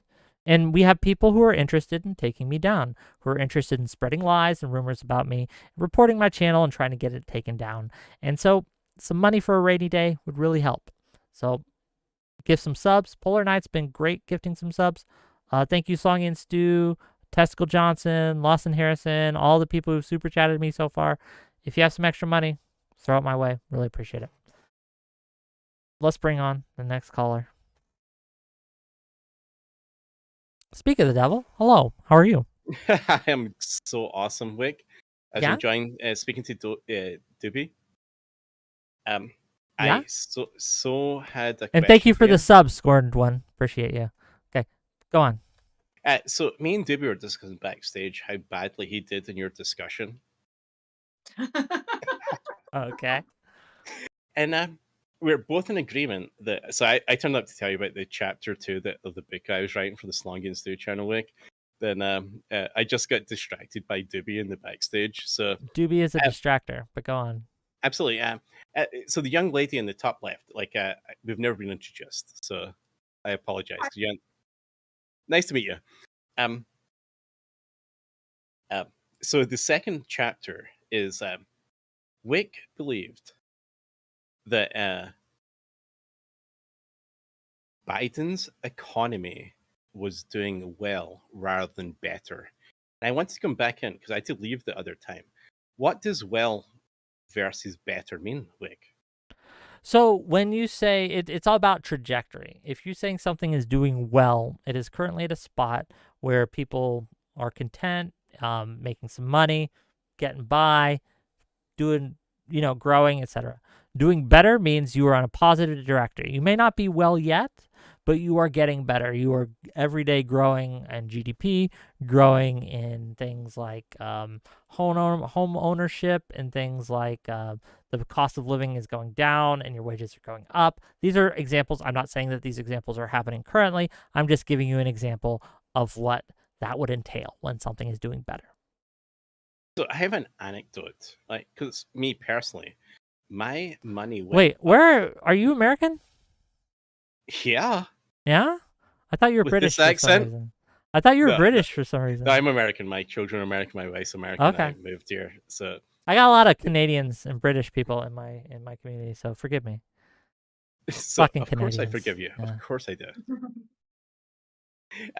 So really, why I turned up, Wick, was goodness, I honestly forgot again.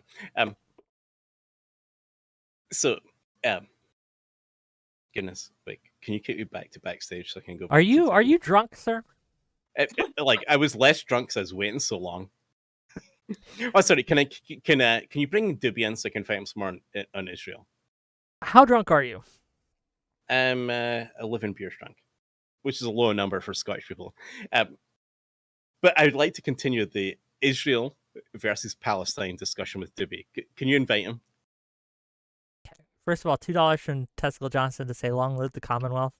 They're Canadian dollars for full disclosure here. God bless the Commonwealth. Thank you for the $2, but I hate you, Testicle Johnson. Just to be clear, like on a personal level, yeah, I hate you. But that's okay. I don't know. It is a call-in show. I mean, I guess I could. Wait, I guarantee you 3 extra views. 3 extra viewers. Wow, that's nice. What do we think, gang? Come on, chat. Well, first of all, Bronwyn, what do you think? Do you think we should bring on Doobie too? To have it a twofer? Say go for it. I mean, nobody's been really talking about D&D anyway, so. Well, I don't want to. I'll happily discuss D&D. It's fine. I'll happily discuss that either. Well, what are your D&D opinions? Ask Bronwyn a question. I invited her on. Okay, I feel bad because everyone's talking about the other stuff, right? So I played Dungeons and Dragons 40 years ago, and I loved it. And then my older son played it 5 years ago, and he loved it. And then Wick had this thing about like where the dungeon master can not can discount the rolls in the dice. But wasn't the game all about dice rolls? Like the luck of the roll of the dice. What's the point of having a 20-sided dice if one means less than 20? Okay, you're super drunk, dude. Oh, sorry. That's fine. You can kick me anytime. I mean, we can talk about that as a thing. Sorry. Yeah. So, go ahead, Bronwyn. I was gonna say, when they talk about like that the DM can circumvent rules or whatever, like what they call Rule 0, where at the end of the day you do what works for your campaign or whatnot. That doesn't mean ignore the dice rolls. Like that's an entirely different discussion. That's like fudging dice, and that's a lot of people go off about that for a while. The DM being able to have some level of like change in it is like saying, oh, like the paladin was trying to like run 30 feet, like he only has 30-foot movement, but if he could just go 5 feet more, like then he could get to whatever it is. And it's like, okay, we'll let that slide, a little Do bit. you let that slide though? Why? I wouldn't myself. Good. I'm just saying. I'm okay with rules that are like, recently, like a homebrew of Scimitar, where you could do it one or two-handed, because of the way the guy wanted to fight. So then the DM put in some rules to be able to allow for if you swung one-handed, it was like this, and if it was two-handed, then it. But I assume that they did this like. So I get what you're saying, and I think I want to draw a distinction here between these two things, right? In the first example you gave of the paladin who, if they could just move 5 more feet, would be able to do an awesome thing. That's, I think, fundamentally different than having an agreement with a player to say, well, you can have your special scimitar that's used differently. The first example was Rule of Cool. Yes. And that one is... Yeah, I think that people want to tell a story, and that's great and all, but I want to play a game, and I want to play by the rules of the game. Now, if we have a homebrew where we set it up, and there are different, like, if I want to change how elves work or dwarves work in my game, as long as everyone agrees to it and I'm upfront about it, I think that's perfectly fine, and it could be fun in different situations.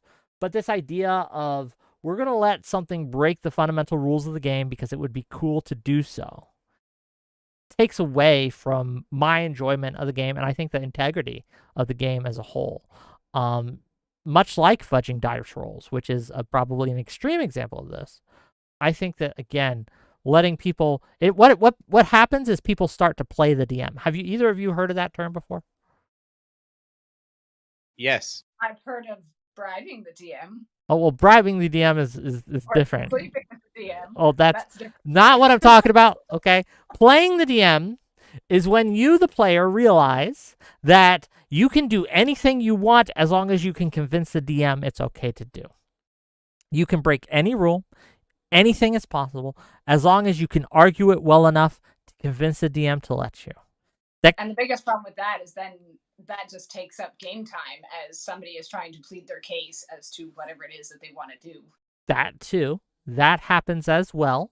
But what also happens, right, is that it becomes a thing where people who are good at convincing others just get so much better outcomes than the people who just want to play the game for the rules. Look, I'm a very convincing person. I can convince people of a lot of things, believe it or not, okay? Playing that way gives me such an advantage over the normal Dungeons and Dragonser, right, that it's really unfair. And I think that we should be playing at least a fair game. But Slongy and Stu, thank you for calling in, buddy. Oh, goodness, I remembered that. Huh? I remembered the... so it was... I was going to make a question about... I noticed that Brianna and yourself had stepped away from... the far left progressivism. Sure. And then I was curious if you thought there was a chance that the Democratic Party split apart because of the far left beliefs versus the more reasonable beliefs. So and that was my real question. If right? the far left splits from the Democratic Party, the Democrat loses almost 0 votes because the far left is so super small. It's the problem with the far left is how influential they are, but in numbers they're a tiny, What, tiny, like tiny, 0.8% or something just like that. tiny, tiny, tiny, right? There's no comparison. But thank you for calling in. And we'll see Yep, that thank everybody. you. Doobie, we'll get to you after everyone else gets a turn. I promise you. Okay. Doc Danger, hello, welcome.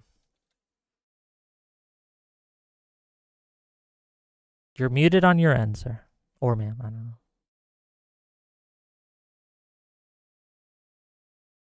Hello? Uh-oh. Oh, no. Give him I a did minute. Give him a minute. I believe in him. Okay, Let him cook. you can do it. You can do it, buddy. Oh. Okay, you know what? We're going to put you backstage, but we'll pull you on again. Hopefully someone backstage can help you with your tech. Cool? Cool. Hello, you're live. Yeah, hello, Mr. Wick. What's up?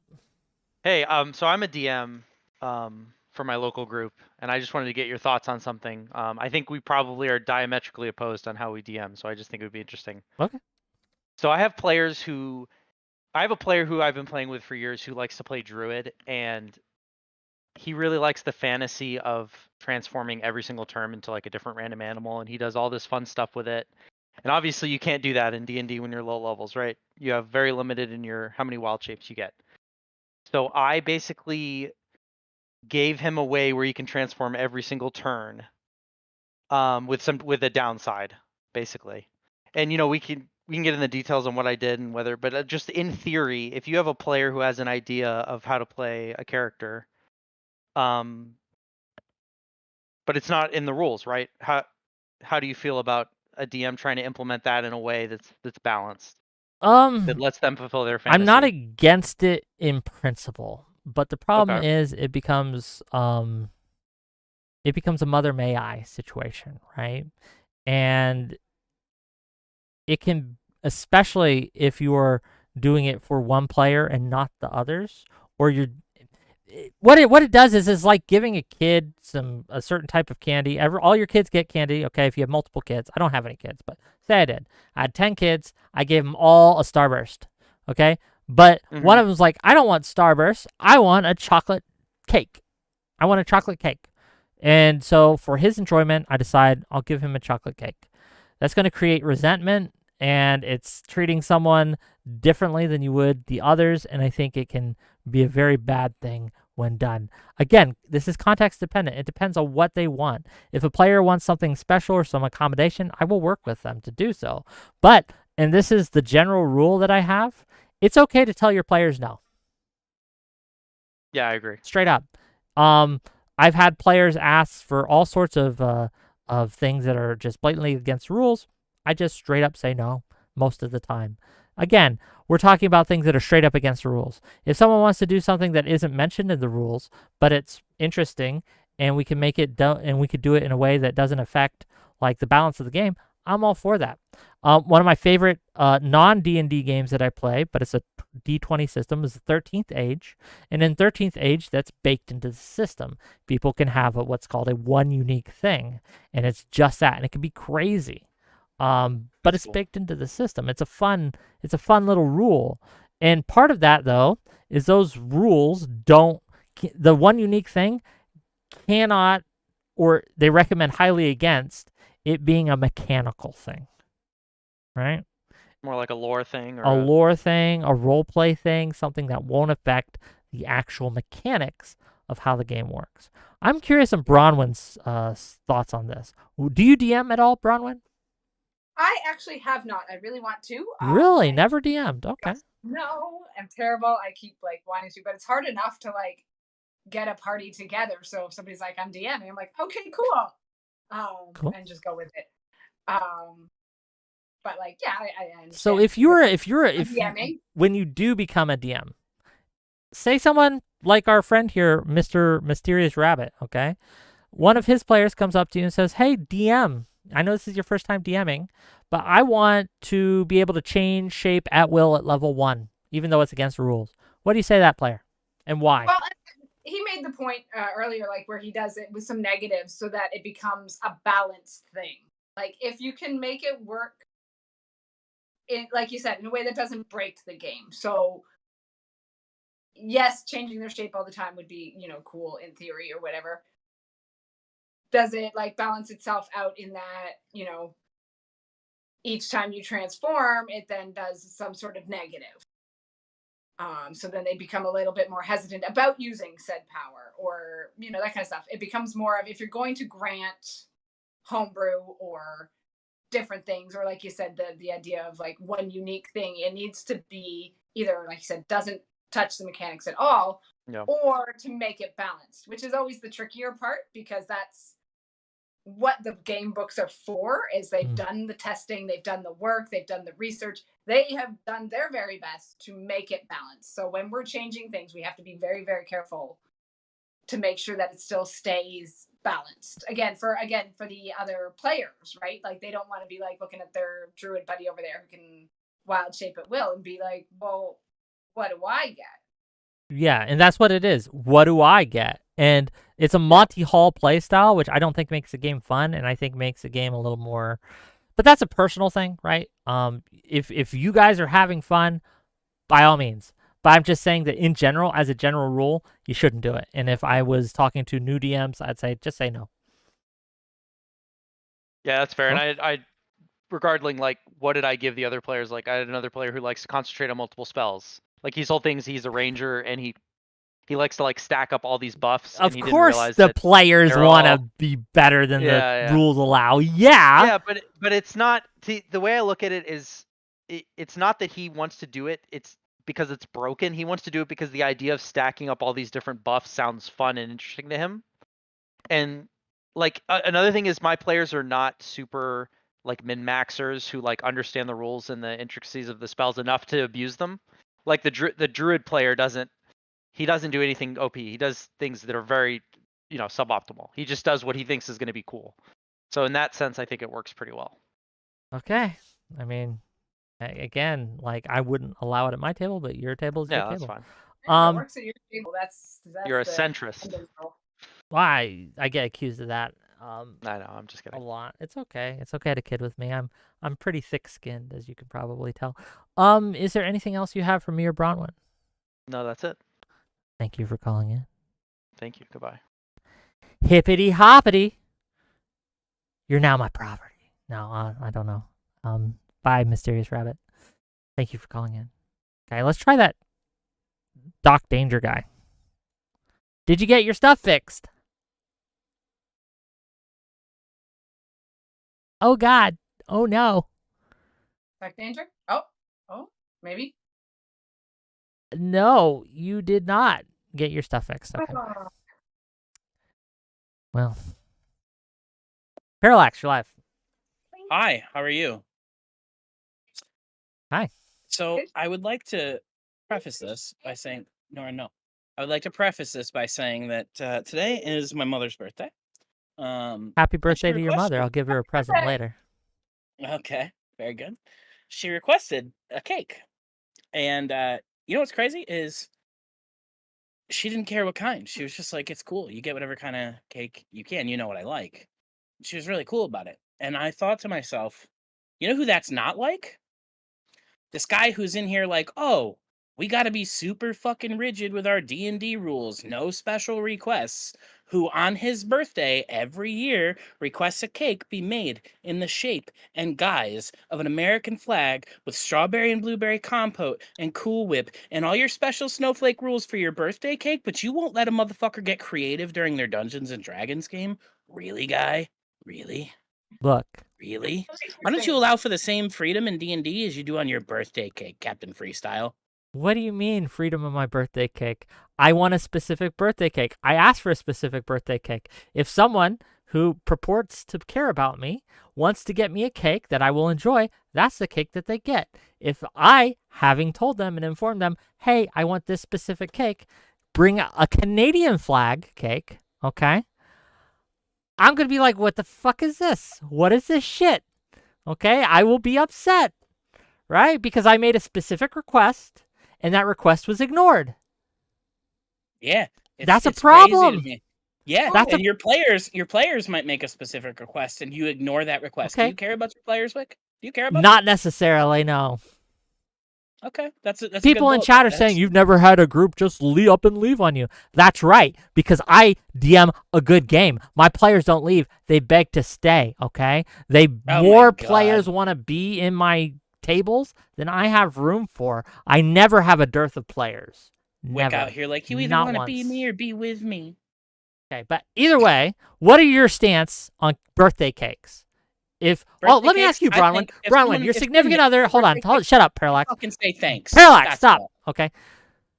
Your significant other asks you for a cake. He specifically says, "I don't want vanilla on my cake."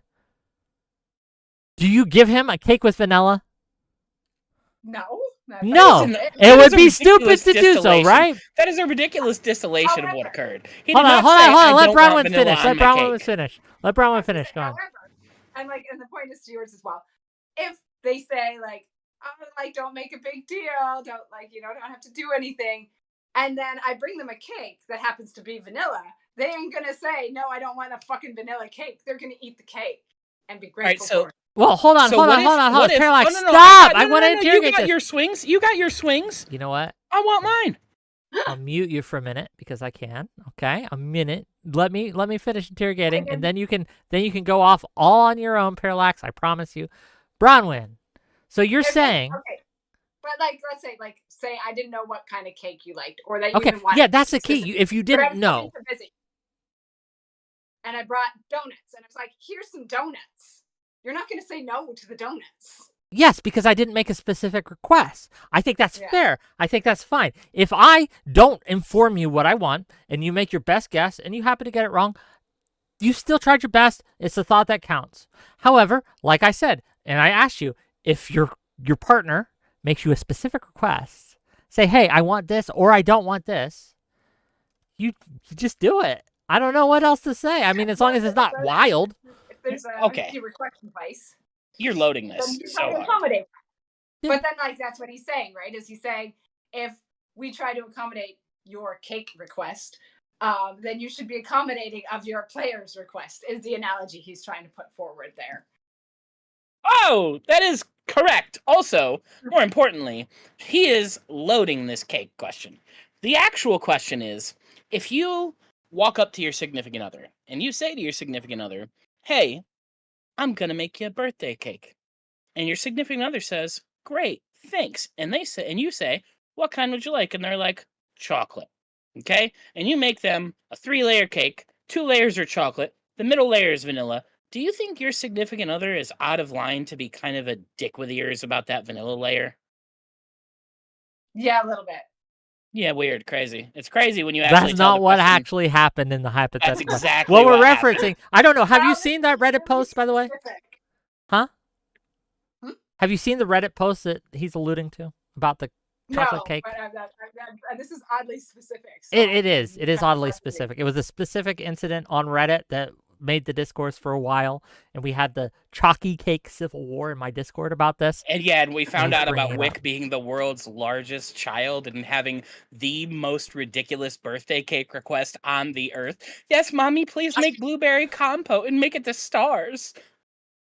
I gotta say, having an American flag cake is a little weird, though, dude. Why is it weird? I love my country. Let freedom ring. I suppose, but Have you ever had it? every time, Have you ever had an every American time, flag I'm- cake? no. Okay, that's why you're questioning this, okay? Because if you had an American flag cake, you wouldn't be asking, "Why are you always asking for American flag cake?" You'd understand. You'd know. Tell you what, okay? I'll bake you an American flag cake sometime. I'll let you taste it, and then you can come back on my show and tell everyone whether or not you were wrong, okay? And I have full confidence that if this happens, you will be repenting on air live, apologizing to me. How could I ever doubt you, Wick? That American flag cake was the most delicious thing I've ever had. My life has been Does it changed. necessarily have to be an American flag, or is it just all about the blueberry and raspberry combo? It has to be an American flag. Presentation is important. So I just want to add in that I'll double down on this. If he makes you an American flag cake, or really anyone, and he makes it all from scratch, I will never mock him about his ridiculous birthday cake request again. Because part of the reason I pick on him about this is I don't think he would ever fucking make 3 compotes for someone else's birthday cake. What are you talking about? If someone asks me, if a friend, if someone I care about, okay, if President Sunday asked me for a birthday cake, I'd piss in it, okay. But if someone I care about asks me for a birthday cake, okay, I will do my level best to give them what they ask for. And if they ask for a specific thing, if they want even a Canadian flag cake, okay, even though Canada is legitimately the worst, I would make them that cake, even though I hate Canada and Canadians specifically, okay?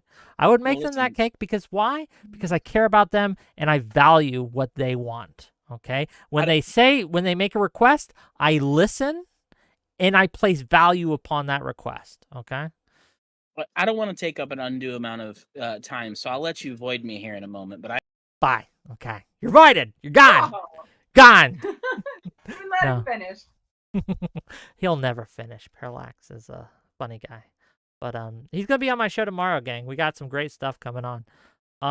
Yeah, but like it's this idea that if someone asks you, like there's this, the core of the disagreement is how appreciative you should be versus how caring you should be about what someone asks for.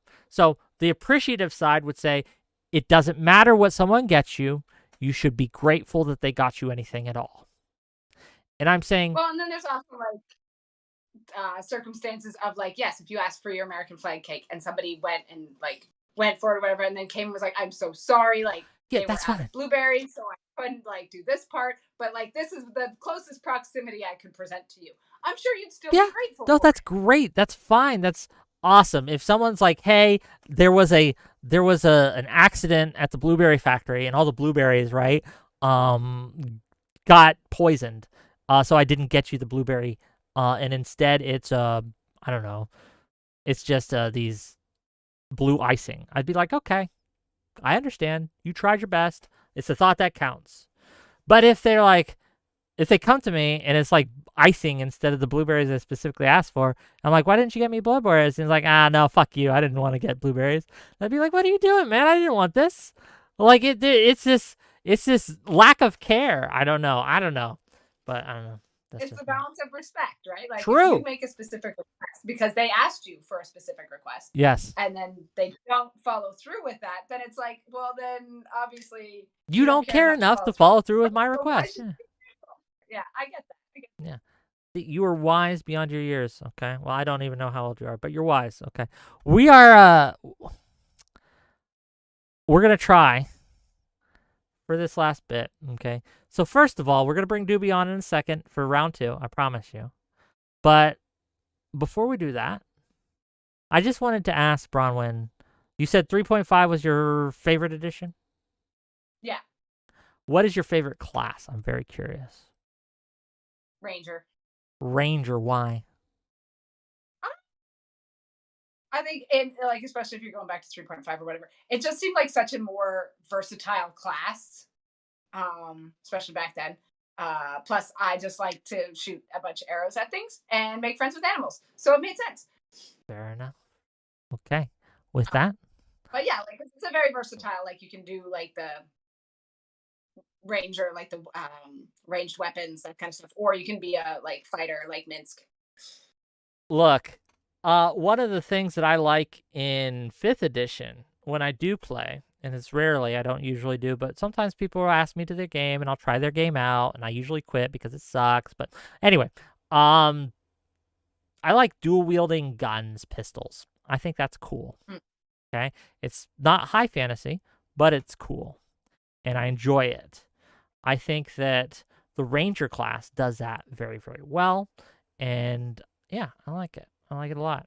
Okay, let's bring on Doobie. And we won't go for too long. Remember, we won't keep Bronwyn captive. But let's bring him in and see what he has to say for the end. Okay, Doobie, you're going to be our last guest, and you're going to close us out. We don't have too much time, but I did promise to bring you back on and to hash out more. So first off, Bronwyn, Ranger is crazy. Okay, Sorcerer is obviously the best class in D&D in any edition. If you disagree, you're wrong. I'm sorry. Oh, well, like, sorcerers are great. But for my little brain, they require way too much work. I have to, like, pick out a whole bunch of spells. It's just a pain in the ass. No, that's reasonable, I guess. So, Wick, unluckily for you, I've done more research, right? While I was talking to the drunk guy in the other channel, who was supposed to come on here and suicide bomb me with a Crody for me. He was supposed to call you a Crody immediately. He promised to do it, and he didn't do it, so I'm very pissed off at him. Can someone tell me what a Crody is?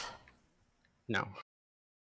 I think he did, didn't he? Wait, But, did he like, call you a muttered Crody? something, and you were like, how drunk are you? I think that's what he tried to call you.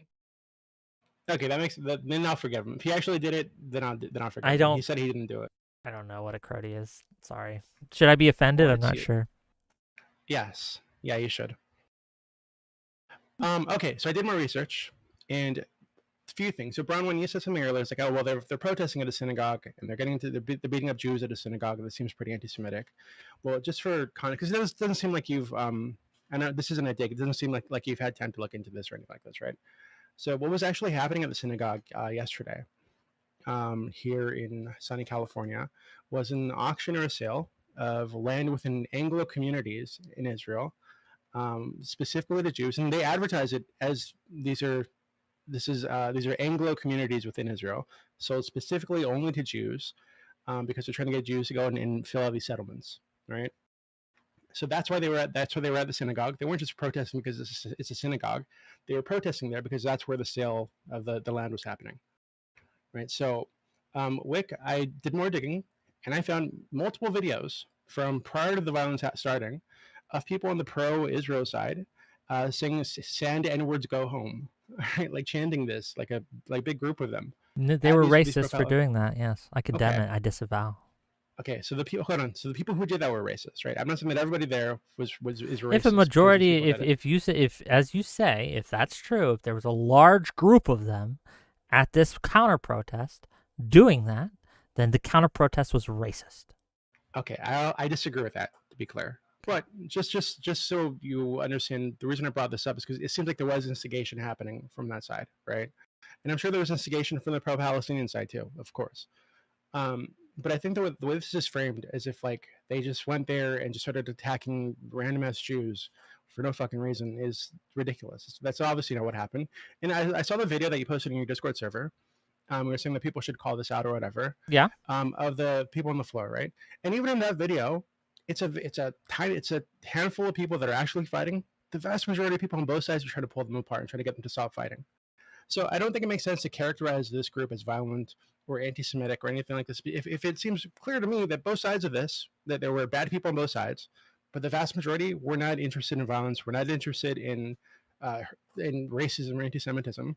They were there to protest for their political side of the equation here. I think that a sizable enough minority, and to be clear, the videos I've seen of the people chanting "Long live the Intifada," there was quite a few of them doing it. I don't know if it was a whole protest, but it was like one of those call and repeat things, right? Where "Long live the Intifada, long live the Intifada," one of those things. So they were participating in it, the chanters and things like that.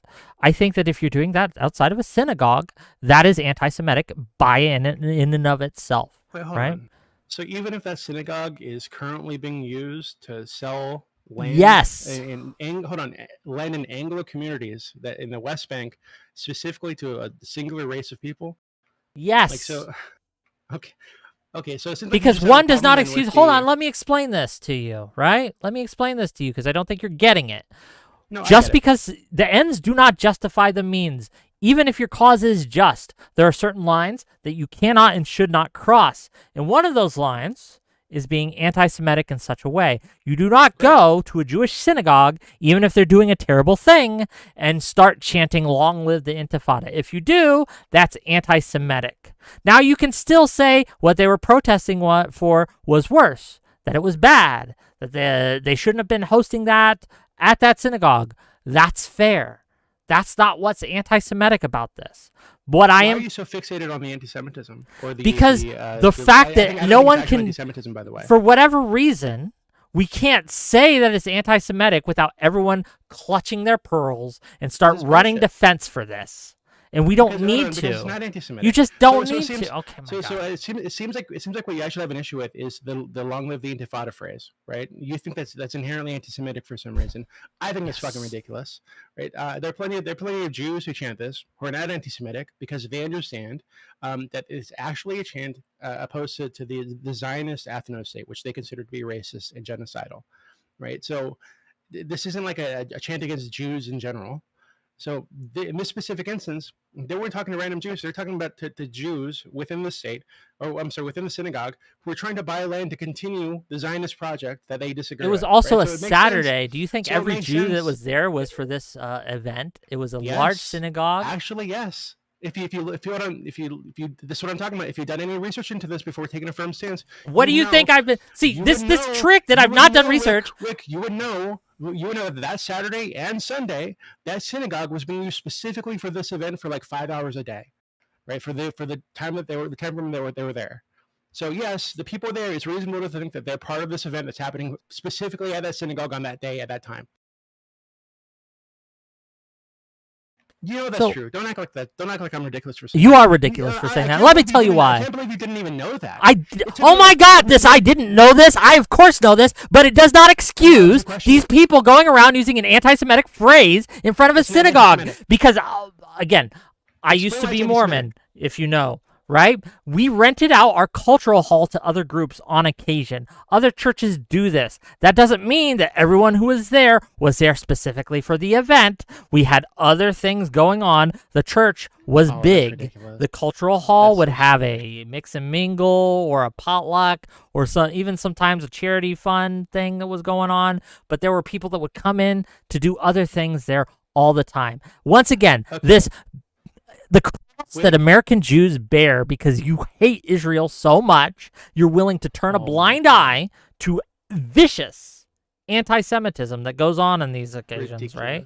It is ridiculous that you keep This whole- running this whole cover and spiel that you're on sweeping is for this. ridiculous. It's a terrible thing. Look, if your Mormon church was okay with renting out their space to a Nazi group, they'd be criticized for it, and they should be. Okay. But we're not So- talking so about I- so- criticizing hold on, people. hold on, so That's not that's what I'm this doing. trick you're That's what doing. I'm doing, I have and no that's what you're not problem. doing with- There are you- plenty of you- protests you that claim happens at equivalency, synagogues that I don't Bible. say are anti-Semitic. It's only the ones that anti-Semitism continues to You're making happen. the claim of anti-Semitism with no fucking backing. I just whatsoever. gave you the backing. No, the backing that you're giving is that they were saying "Long live the Intifada" at the synagogue, separate from the context of what the synagogue was being used for at the time. By the way, so if you just think that "Long live the Intifada" is always like a anti-Semitic, you're just fucking wrong. That's ridiculous. Why is It's it ridiculous thing to ridiculous say. that it would be anti-Semitic to chant "Long live the Why would it Intifada"? be? It's just as Why if would it someone be? was going around saying Jim Crow laws should be reestablished. Okay, we No, could how is that recognize even the same? that is a racist statement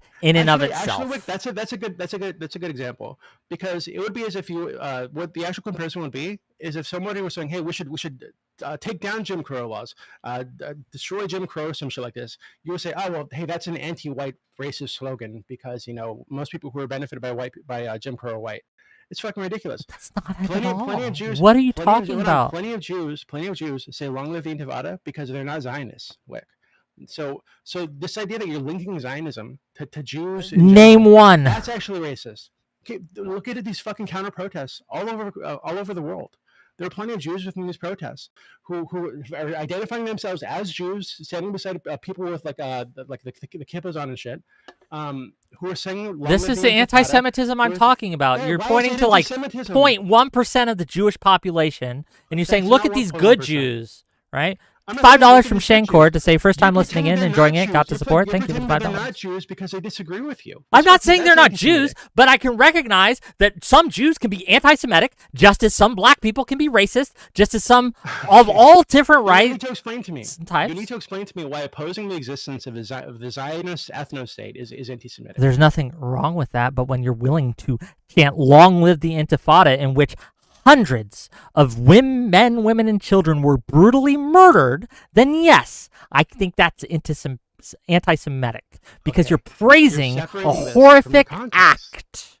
You're separating this from the There historical is no context. context in which it's There's no historical okay context in to which- blow up a hold on, school wait. bus. There's no historical context in which there were hundreds or thousands of Arabs being killed in that same time period, and these are the reasons there was an intifada in the first fucking place.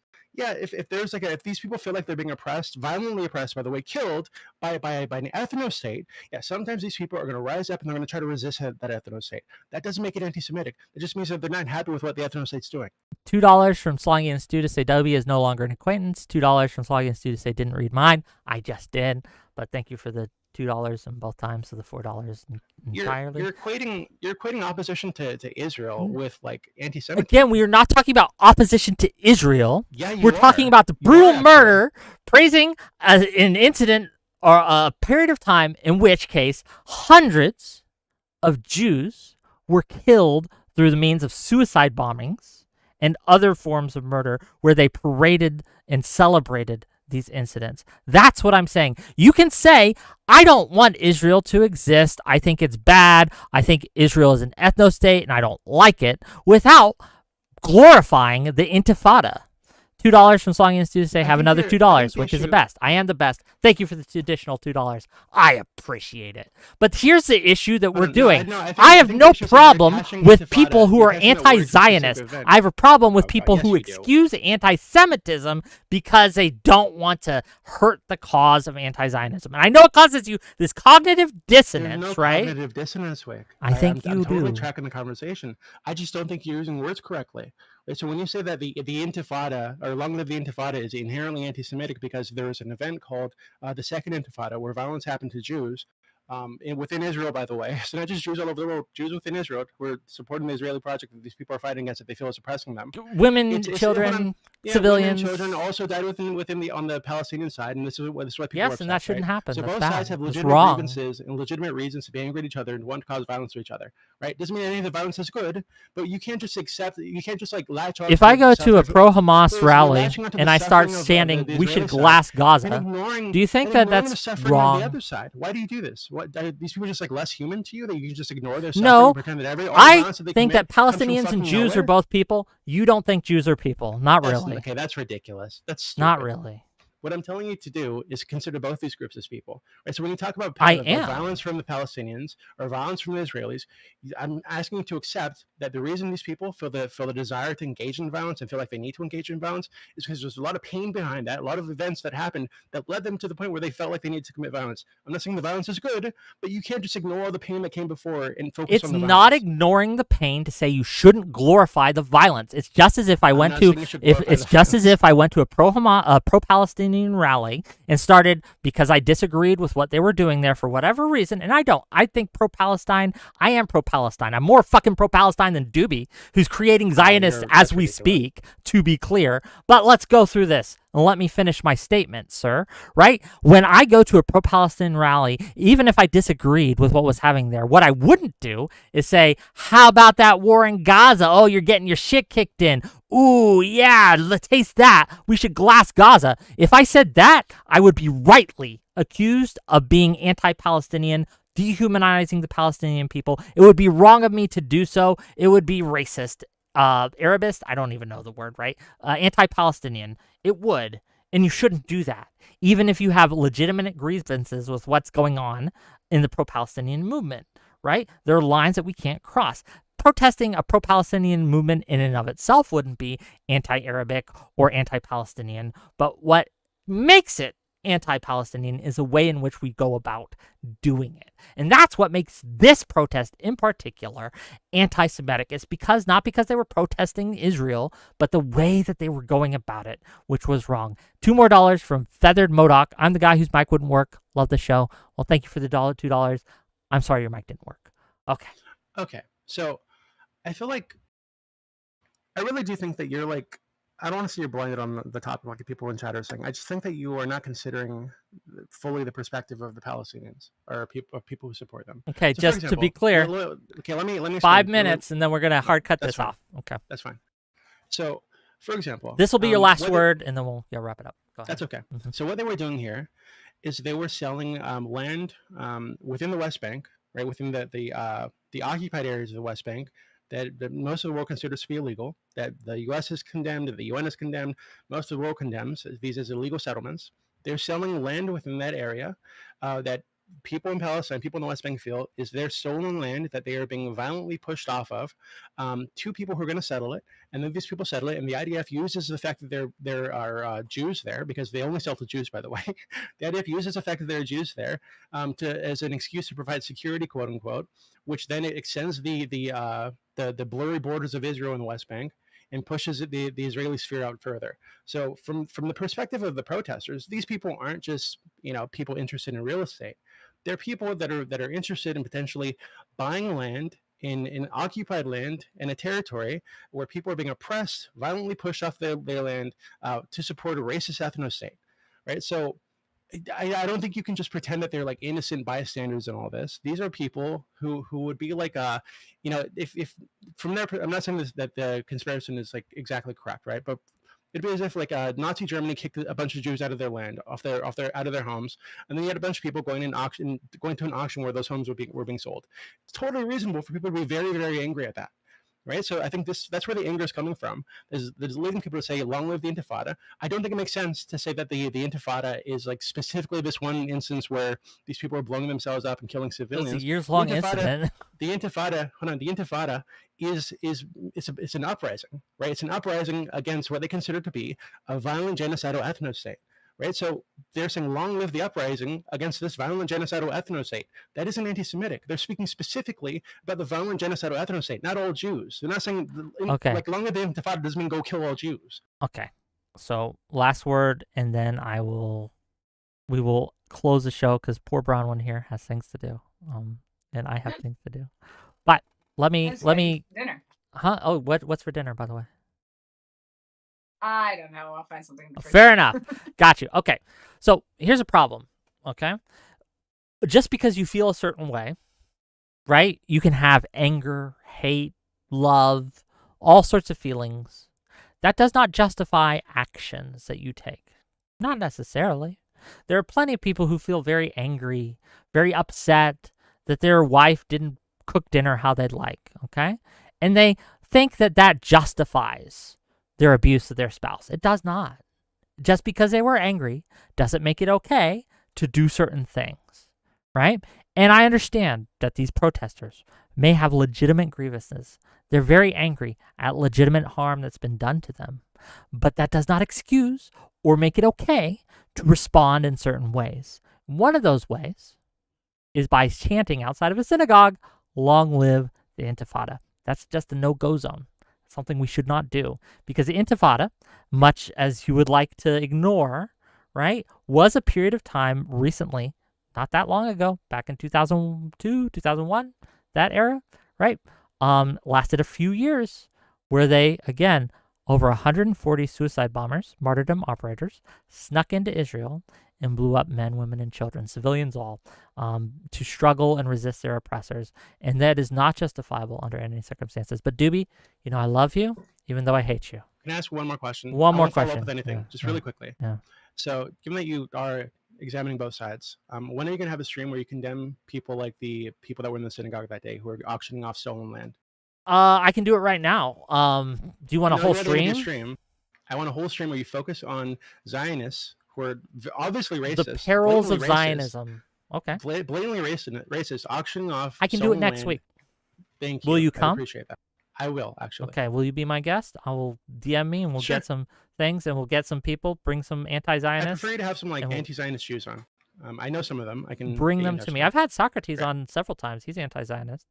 But tell you what, put together whoever you think you'd like. I'd set it up. I'll hear you guys out, and we can have a show on it. Beautiful. Cool? I love you. Thank you. Okay. For now, though, Doobie. Bye-bye. To the void. Bronwyn, thank you for putting up with us. Thank you for coming. What is one thing you'd like people who are watching this show to know about you before we skedaddle here? I don't specifically, just like I like to see all sides of arguments. I don't try to pass judgment too harshly. I'm very some people think it's soft that way. I don't know. But I think you made a good point about the idea of like if there are like the far leaning people that are like the crazies, it might make more sense for some more middle of the road people to say stuff when they think other people are being crazy, even if it's something as silly as about D&D artwork or different changes that they're making to a system that is literally puts people into crazy rages about, which I don't understand. Maybe sometimes it helps to have a little bit more of a level-headed view of those things, and and if it's more political and more important of an aspect, it's a good idea to just try to keep a level head about these kind of things, and I appreciate that about your Thank you. You could give me one criticism though. Give me one criticism so we don't think they're just blowing. People don't look and like, look at her, she's being a Wick simp. Okay, you gotta at least. Well, let's look at it this way, Wick. Did you know that I'm Canadian? No, but I stand by every word I said. I like you despite your Canadianism. I can overlook it, but that's good to know. I will use that information going forward. But no, thanks for coming on. Where can people find you? On Twitch, yes, at Softcore Gamer Girl, and Twitter as well. That's usually my main social media. Awesome, gang. We have the links in my YouTube description. You should be able to click on those links, and you can have access to her Twitch and her Twitter. Gang, I've enjoyed watching her go through Baldur's Gate, the Enhanced Edition. You should check her out when she's live. Give her a follow. She took her time out of her day to come spend it with us. So let's reward her for that. I really appreciate you. Gang, what do we got coming up this week? Tomorrow, we have Xerxes. We have Cohort. We have Maeve. We have Parallax. They're all coming on to argue about the manosphere. Is the manosphere hurting men? We're going to find out. Check it out. Wednesday, actually, I might have a surprise guest coming on. That's actually in my DMs right now. We might have someone very, very nice coming on. Let's find out. But I can't make any prophecies yet. And then Thursday, presidential debates. Adam Mockler will be joining us. Lactoid, Admiral Gibbs, Daniela, all great people. Econo Boy, check us out. Who's dreaming? Who can we raid into? Let's go to, is Prime Kai live? No Destiny? If Destiny wanted to come on my show again, he could. I feel bad bothering him all the time. Let's raid out into Prime Kai. Give me a second. They should make it easier to raid on YouTube. Not easy. It's just click it, right? Like you have to move everybody down. You have to go in and you have to click several buttons on raid. On Twitch, I could just type it in. But let's wave bye to our guests. Let's wave bye. Bye, everybody. Bye. Bye. I will see you guys tomorrow, 6:30 Eastern. Check us out. Bye-bye.